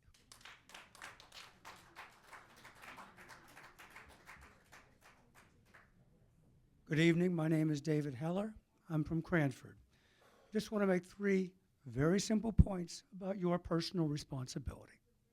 First, your job is to administer the public goods for the public good. Anytime you privatize anything, which is to say, give a public good or a public resource over to a profit-seeking corporation, you abandon your responsibility. What is worse than that is when the specific thing you wish to do is to give a private corporation motivated by possibly the strongest motivation in that community, the love of money, the right to administer a prison facility, which is to say, to unleash the strongest kind of motivation that exists in our society, the desire for gain, to having more people in jail receiving fewer services for less cost. But that's not the worst thing you could be doing. The worst thing is when you unleash that kind of greed and that desire for gain to imprison people who have committed no crime, who have done nothing but come to this country because of their belief that this country is the best country they could be in. Many of us are citizens by default. We did nothing to get it. We were just born here. We're talking about people who at some personal risk and at some personal cost have come here to give this country their labor, this country their allegiance, and to save this country from the downward economic spiral it happens to be in, and to make this country a better place. And I will say one simple thing, that to even consider selling that public resource to a greedy corporation to imprison innocent people undermines everything that you supposedly, the principles that you supposedly sit here to justify. Do not do it. Do not even consider it. And since my friend here has a yellow card and I have 30 more seconds, I will give you an easy solution. You have a building, a large one. There are homeless people out on the streets. Put 2 and 2 together and convert the building to housing. Thank you for your time.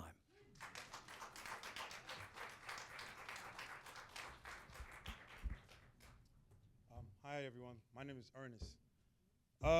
Just here real quick to tell you, if you sell this building to ICE, what might take place, and what will take place, actually, you literally bringing slavery back.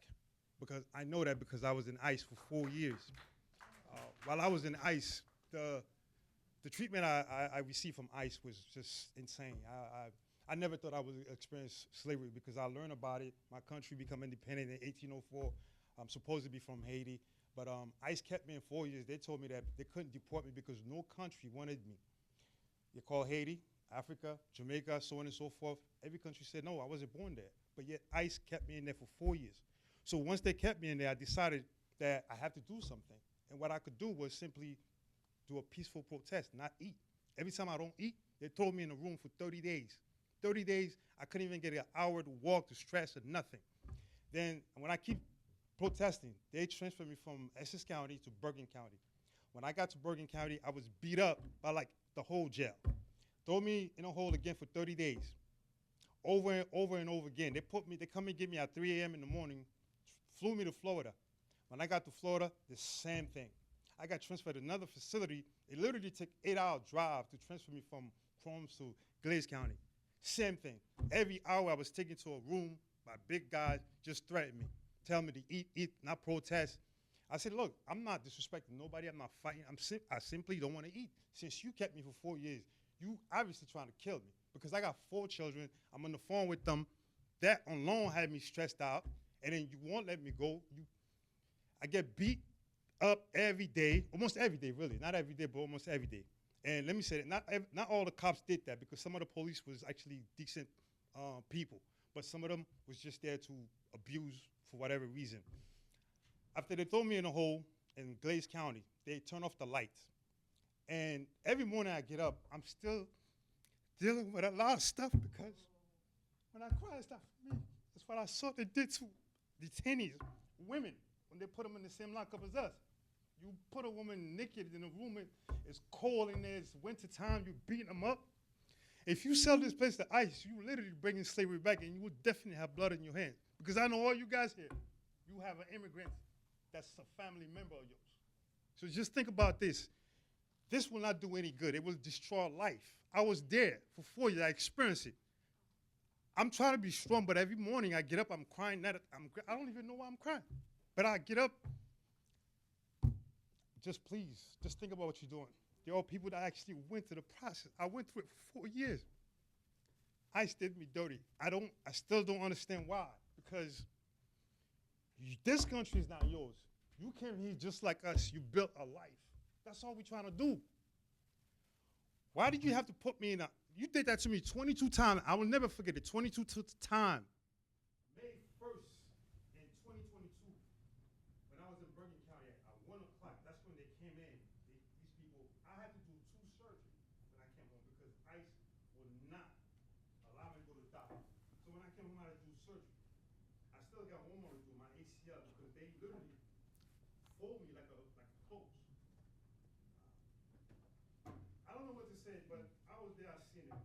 And I'm telling you, they had 16 years old around grown men in ICE. These kids, the kids told them they were 18, but they were really 15, 16, 17. And I used to call First Friend. First Friend, I'm here with First Friend, activist group. Sir, it's time. Ms. Dorothy right here, she helped me when I came home. She opened her home to me. So I know all white people is not racist. Please, because I please. have a lot of white Sir, your time is up. Please There's sit some more down. speakers. Thank you, everyone, but please Thank you. do not sell this place to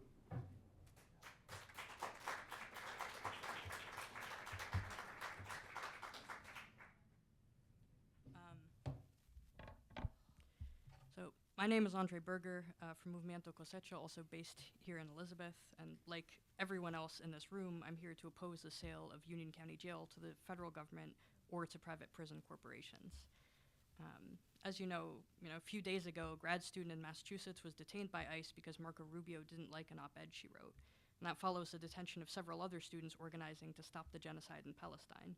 It also follows the kidnapping of a number of Venezuelan immigrants and refugees who were sent to a forced labor camp in El Salvador in violation of their constitutional rights and an explicit violation of a court order. Now, the people of New Jersey have opposed this for years, right? Partially in reaction to the horrific conditions and the deaths in the Elizabeth Detention Center and elsewhere, we passed AB 5207, which banned ICE detention in the state. We don't want ICE to kidnap and imprison our neighbors. But if you sell this jail to the federal government or to private prison contractors like CoreCivic or Geo Group, you will be complicit in some of the worst abuses perpetrated by the Trump regime. You will be acting against the democratic will of the people of New Jersey. You will be endangering your constituents, your neighbors, your community, and the electorate in Union County will not forget your vote here tonight. If you need to sell this complex, tear down or convert the jail and turn it into affordable housing. We need affordable housing. We do not need another ICE detention center. And the choice between fascist collaboration and affordable housing should not be a difficult one. But if you find it difficult, visit the Elizabeth Detention Center, see the conditions there, talk to the people detained there, and ask if anyone wants more of that in Elizabeth. Thank you.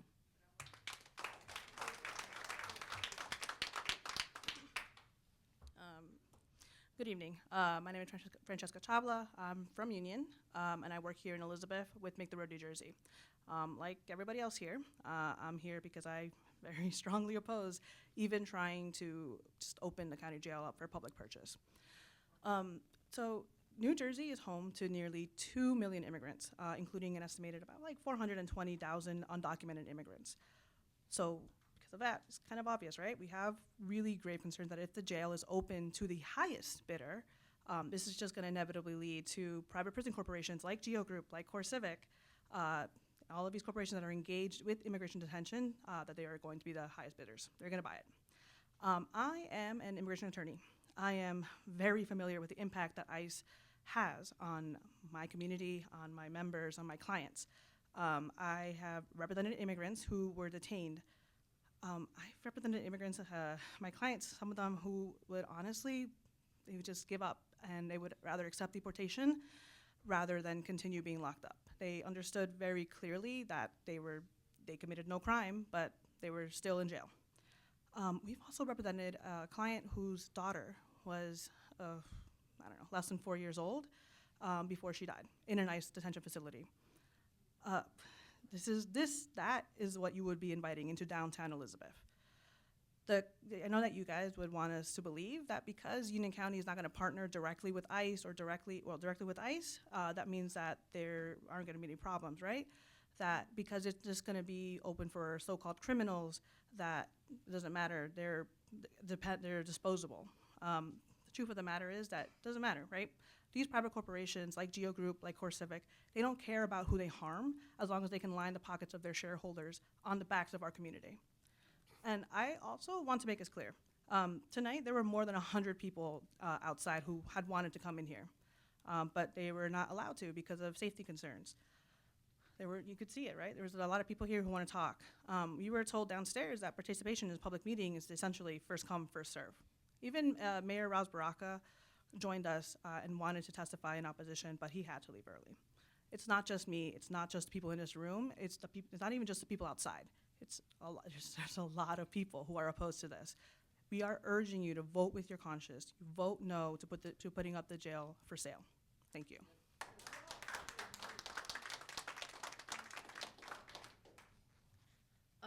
Hello, my name is Rose Emily. I'm a longtime resident of Elizabeth, New Jersey. I was born here. My mother is a Cuban refugee. My father came here illegally from Dominican Republic, and I can full-heartedly say that most of Elizabeth, even people who vote Republican, do not want CoreCivic or Geo Group here, whether it's an ICE detention center or just a private prison. The stains that they have on their hands have been evident through all of the testimonies that you've heard. If you don't know anyone who's been directly impacted by the Trump administration the first time or the second time, I will tell you personally, I have a cousin-in-law who is now here by herself at 8 years old because her parents were deported in the first term of President Trump's term. And Union County is supposed to be, or supposedly, a Democratic threshold, a Democratic Party threshold. I understand that some of you may not be a part of the Democratic Party, but if Union County is to say that they are a part of the Democratic Party, how does being beholden to the will of Trump say otherwise? It just says that I'm a Democrat in the face and a Republican in the closet. Furthermore, this building could be used not only just for public housing or low-income housing. Union County College has made various bids on various properties throughout Elizabeth to put new schools. The city of Elizabeth has a shortage of school teachers. Not only this, we have a shortage of nurses. We have a shortage of medical students in general. Why not invest back into the community, whether it is through housing, college, even the public school system? There's no art center for the children other than the Jefferson Academy, which is not a publicly accessible space. You have to be picked to be put into that school. There's various ways of reutilizing that building that does not have to stain your hands with the blood of whether it is an immigrant or someone who committed whatever petty crime or serious crime they may have committed. We have the Rahway prison already. We don't need another prison. We already have the ICE detention center on Dow Ave or Division Street, wherever it may be. But we are all pledging and pleading to you to make a moral choice and make a decision that aligns with the Democratic Party, or at least the values of Union County, and vote against putting this building in use of more prisons and more ICE detention centers. Thank you.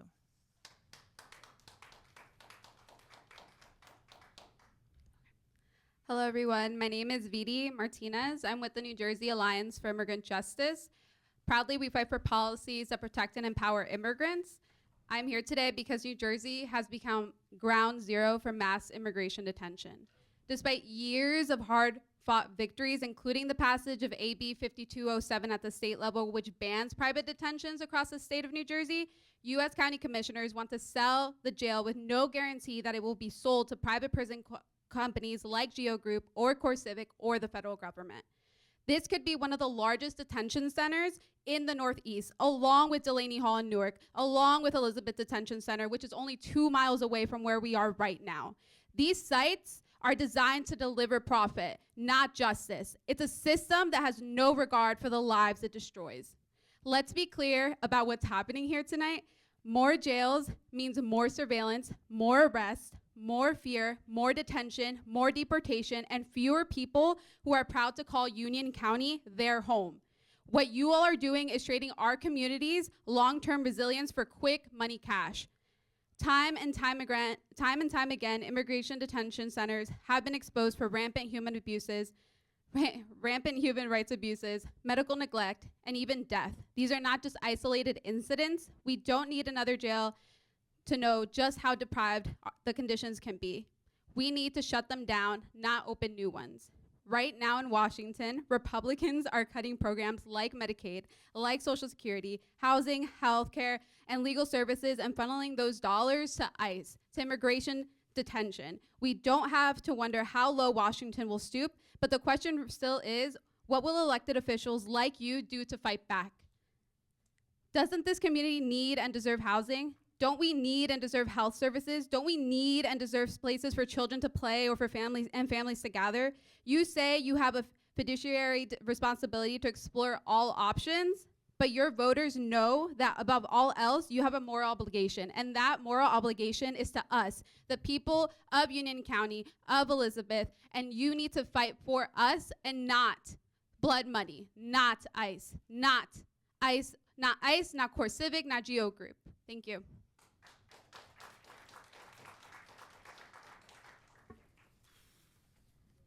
Hi, my name is Leah Anderson. I'm actually from Marlton, New Jersey, but seeing as you guys went to sell property or, to a private prison, I feel like it's going to be blood on all our hands, so I'm going to speak. My brother, he's passed away now, was in a prison just, because he got caught up in drugs. And when he was only 18, I won't say exactly what he went through because I still have family that don't know exactly what he experienced as a child. 18 is still a child, developmentally still a child.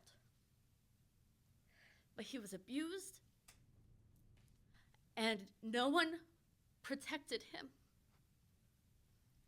He was in there for having weed. I'm sorry.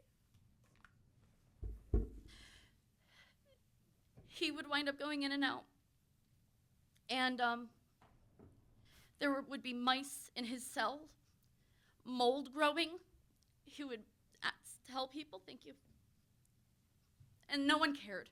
No one cares. He talked about how it was so bad that when he would blow his nose, there would be black coming out. And then when he came out, and he was already out of jail, when he told me this, he had just recently been let out. I said, can I please pay for you to go to a doctor? I don't want you to get really sick. I know that that's something that's dangerous. And it was just something that wasn't even a big thing for me. Of course I want to help him, but he cried.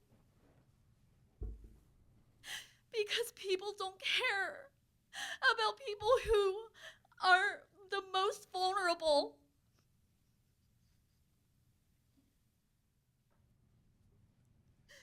For most of the time I've been in here, you guys have looked so bored. And I've talked with some of the Republican candidates for New Jersey. They all want to get rid of all of our immigrants. They don't care about them. They don't care about human beings. Please don't do this. I'm sorry.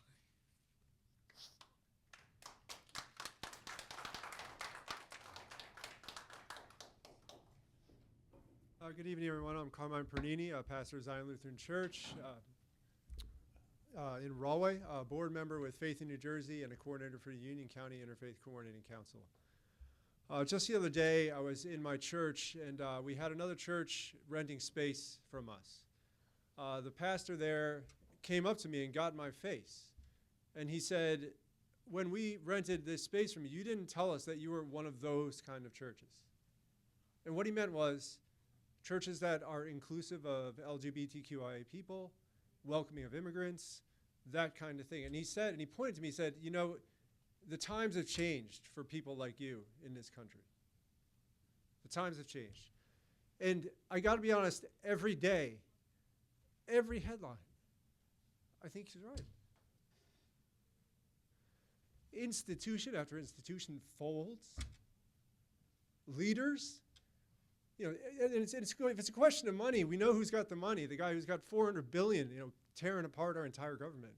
So when we talk about making money here, I can't help but wonder, is that the call that will be answered in this case? Have times changed? When we have a crisis of xenophobia, of homophobia, of transphobia, of racism, of misogyny. And when we talk about private prisons, that fits very neatly into that list. But I would say the thing that we're facing tonight, the crisis in this room is a crisis of leadership. You know, I know you all. I voted for you all. And now I want to see you guys lead. Not hang out the prospect of getting into bed with private prisons, which you've already heard a litany of reasons why you should not want to do this. It shouldn't even be a possibility. People are scared, terrified. And saying it just might go this way, we just want to see who offers the most money, is even more terrifying to our communities. We need leaders. And there are people here that will follow leaders. So do the right thing. Say no to this. Thank you.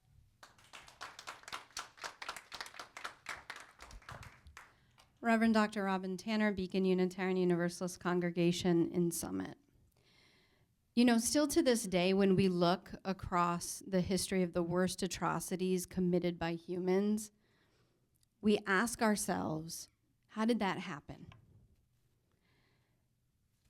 And I'm here to tell you that unfortunately, terribly, the truth is It's not always painfully obvious. It's not always immediately violent in your face in how some of the world's most terrible atrocities have been perpetrated. That's why we're here tonight, to make it plain, to make it very plain to you.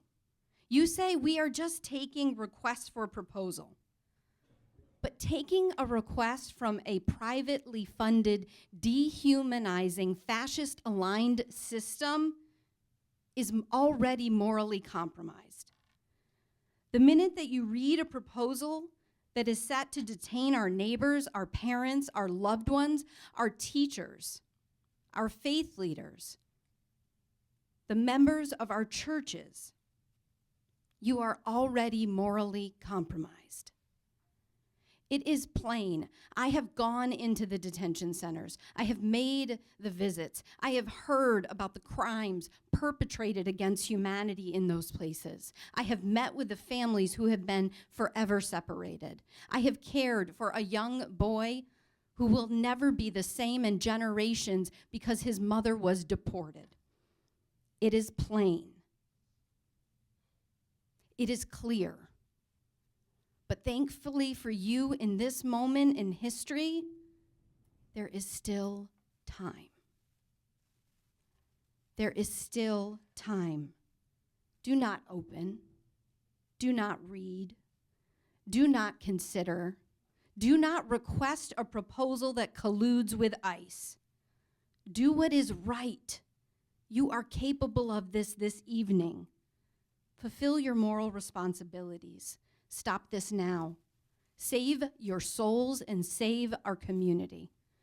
I pray that the God of love and justice will guide you this evening.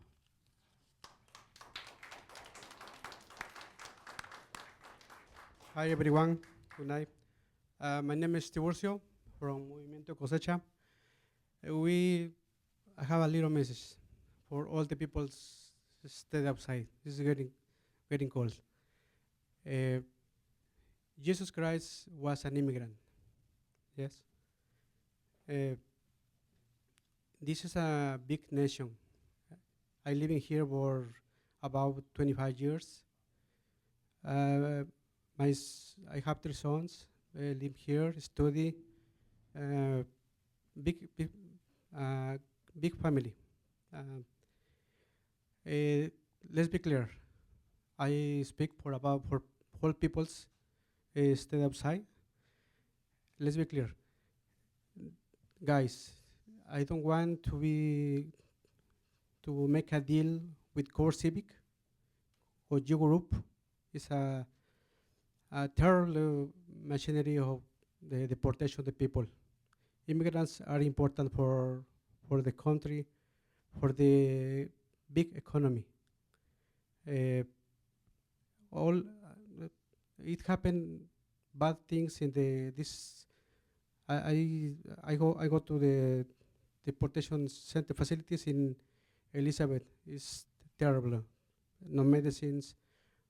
People suffer.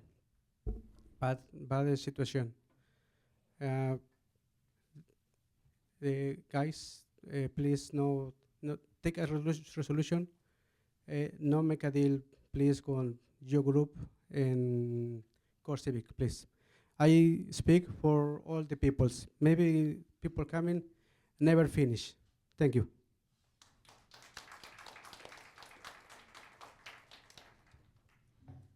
Hi, my name is Noelle Smart. I live in Basking Ridge, but given the subject matter of selling a jail potentially to become an ICE detention facility, this is everyone's problem. I just wanted to add some context to this conversation since so many others have spoken about the harms of ICE detention. Over the past couple of decades, the US has invested and constructed far too many jails, prisons, and detention centers. And now that we're past the peak of mass incarceration in the United States, we're left with vacant beds all over the country. And so in New Jersey, we see among 21 counties in New Jersey, at least 5 have closed their jails in recent years. So that includes Union. It also includes Gloucester, Cumberland, Hunterdon, and Passaic, with other counties like Somerset County the future's unclear. They're also under capacity. So as a county board, you're not alone. There are other counties in New Jersey and across the country grappling with what do you do with a vacant jail? How do you sell a jail as a real estate asset for non-carceral use? And also to add context, we saw in New Jersey in 2021, the state legislature passed legislation to not renew private prison contracts, which had been contested by the federal government over many years, ultimately. But we saw after that state legislation passed in 2021, ICE stopped holding people at Essex, at Bergen, at Hudson. But then shortly thereafter, do you know what happened? ICE began holding people and entering a new contract at Moshannon in Pennsylvania, just a couple of hours away in the same ICE area of responsibility. And that was a facility that closed. It was a former Bureau of Prisons facility. It closed as a result of Biden's executive order to end new or renewed contracts with private prisons, which did not include ICE. It was only for Bureau of Prisons and U.S. Marshals. And so what we see is ICE is opportunistic. It takes advantage of vacant bed space left over from being past our peak of mass incarceration, which is still far too high. But we really need to get real about solutions to close jails permanently. We're past the peak of mass incarceration, and we see companies like GEO Group and CoreCivic shopping around, realizing that they can't make money anymore or can't rely alone on criminal custody, and lobbying for new ICE contracts, including in our backyards. So I see my time is running out. I just want to urge you, reach out to other counties, see what Gloucester, Cumberland, Hunterdon, Passaic, and potentially Somerset and others in New Jersey and around the country are going to be doing with their vacant jails. There's an excellent report by the Sentencing Project that details examples of what counties have done when they stood up and permanently closed these facilities instead of letting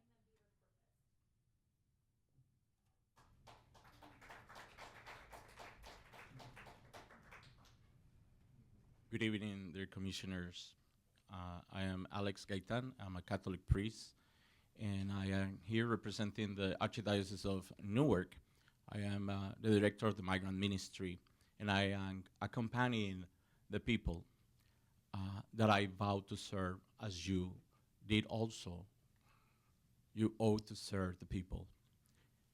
From a servant to another, to all of you as servants. I came to this country as an immigrant from Colombia. Even I was an immigrant and I was ordained and I vowed myself to serve the people of God in the United States of America. I became a citizen because my sisters and brothers, immigrants, asked me to become a citizen and represent them. So I am doing the due diligence to follow up with that commitment. I am here against the resolution to sell the prison to any kind of institution that will impose or fund it or put together a detention center for immigrants. On June 19, 2023, 5 Venezuelans that were expelled from the detention center in Elizabeth called me. Father, could you help us?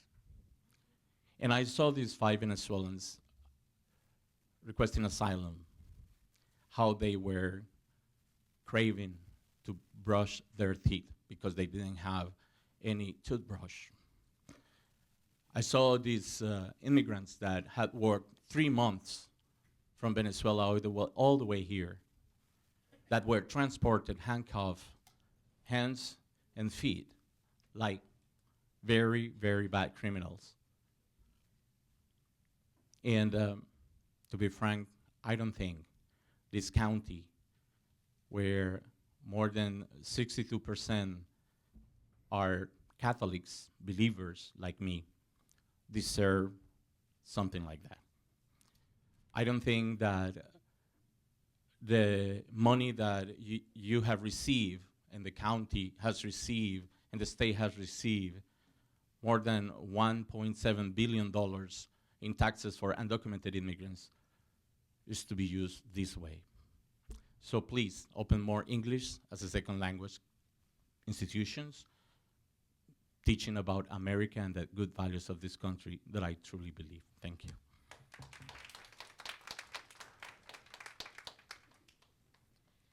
Hola, buenas noches. Mi nombre es María González y pertenezco al Movimiento Cosecha. Antes que nada, doy gracias a Dios. Am I allowed to translate for her? Yes. Okay. Maria González. Okay. My name is Maria Gonzalez, and I'm here with the movement Movimiento Cosecha. Antes que nada, doy gracias a Dios. I give thanks to God, first of all, A ustedes por estar acá. to all of you to be here until this time and to listen to us. Espero que el día de hoy nuestras palabras no se vayan en vano, que nos escuchen. I hope that our words don't go in vain, and please listen to us. Sabemos que hay millones de deportaciones. ¿Quiénes sufren más? Los niños. Yo veo a cada uno de ustedes y me pregunto, ¿tienen sus familias completas cuando llegan en la noche a sus hogares? There's thousands of deportations. The ones that are the most vulnerable are the kids. I ask myself, when you go back home, you have your family complete. You have all your children with you. Habemos tantas familias que a diario quedan separados por deportaciones, ya sea su esposa, su esposo, sus hijos. ¿Y quiénes sufren más? Los niños que son vulnerables. There are hundreds of thousands of families that are being broken because of this. Their parents are being deported and their children are left aside. And they are the most vulnerable. Yo les pido de todo corazón que este día nos hayan escuchado a cada uno de todos los que hablaron este día y que todas esas palabras no se vayan en vano. Escúchennos. Hay tanto dolor afuera, hay tantas separaciones de familia, tanto, ¿cómo se dice? So please don't take these words in vain. Please listen, take it to your heart. There are so many problems especially in the immigrant community right now that it's needed to be attended. Pedimos de todo corazón que no abran, que no negocien las cárceles para seguir deteniendo más personas. From the bottom of our hearts, we ask you to please do not allow this to happen. Don't sell this jail, this prison, to any institution that is going to use it for detain immigrants.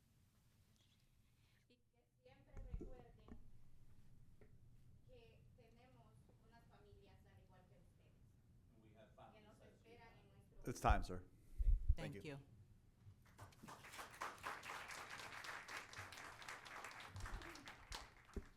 Seeing no one else, I will formally close the public comment portion of this meeting.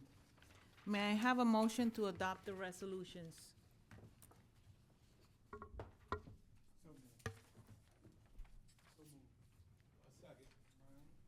Motion was made by Commissioner Baker and moved by Commissioner Mirabella. Clerk of the Board, can you please call the roll? Aye. I'm fine with all of the resolutions except for 290 and 291.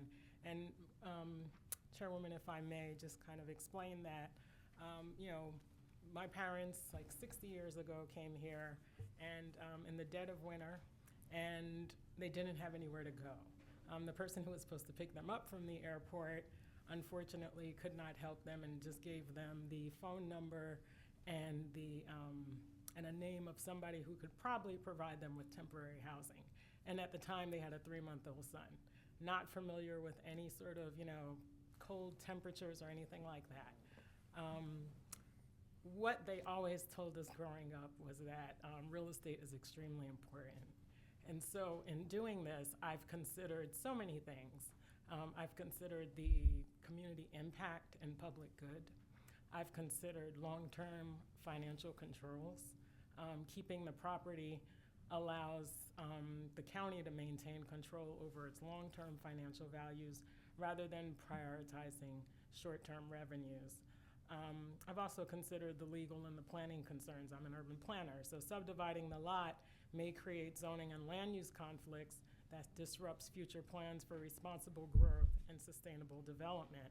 And it also, potentially can be inconsistent with local and state regulations that potentially trigger legal challenges that the county would have to address.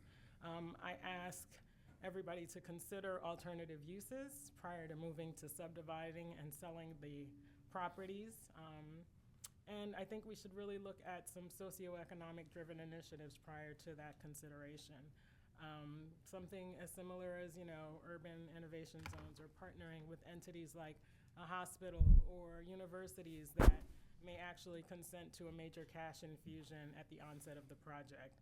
And so again, my intent and hope is that we use this asset as a means to leverage capital and to service residents and stakeholders and patrons while prioritizing the health, safety, and general welfare of the public. And again, for that reason, I vote aye for everything with the exception of 2025, 290, and 291.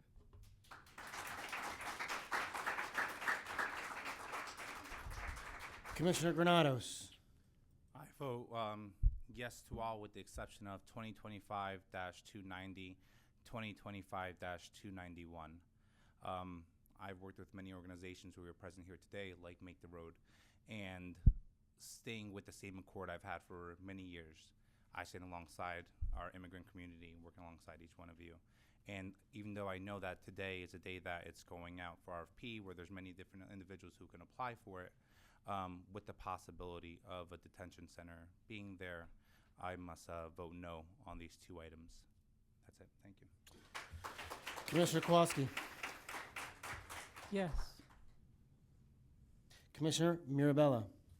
I'll abstain from 2025-287 and 2025-308 and aye to the rest. Commissioner Palmieri Muedad. Aye, and I will speak further in my comments. Please, no comments from the audience. You had your opportunity. Please let them speak up here.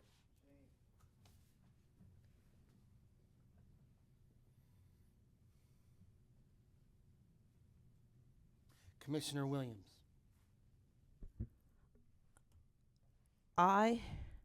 However, I'd like to make, Chairwoman, some comments.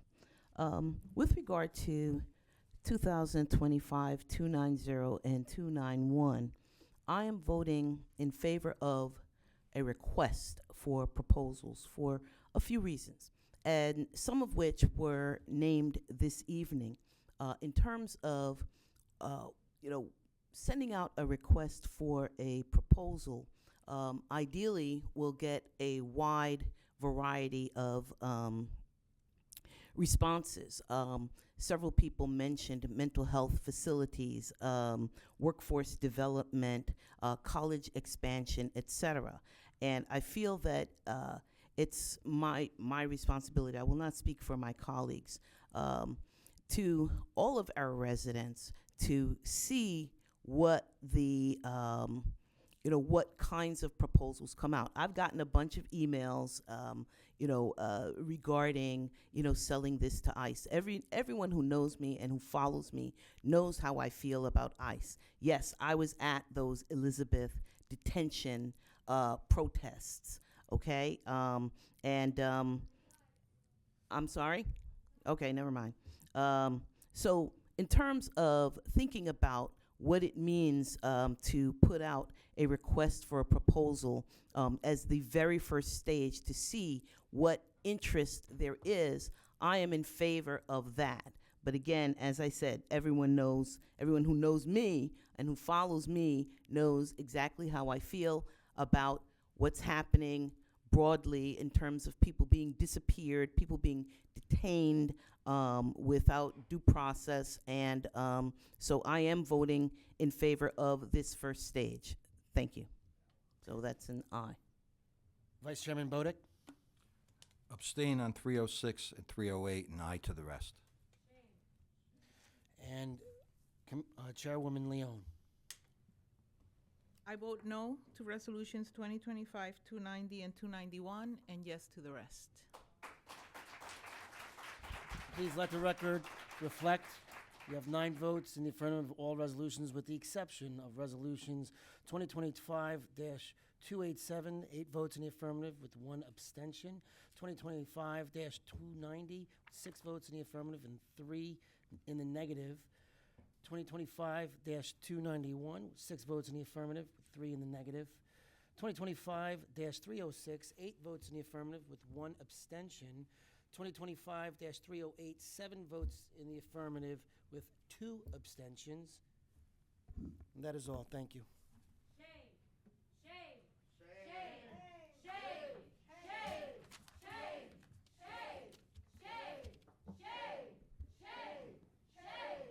May I have a motion to adjourn? So moved. Thank you, Commissioner Williams. May I have a second? Second. A motion was made to adjourn by Commissioner Williams and seconded by Commissioner Dallas Ford.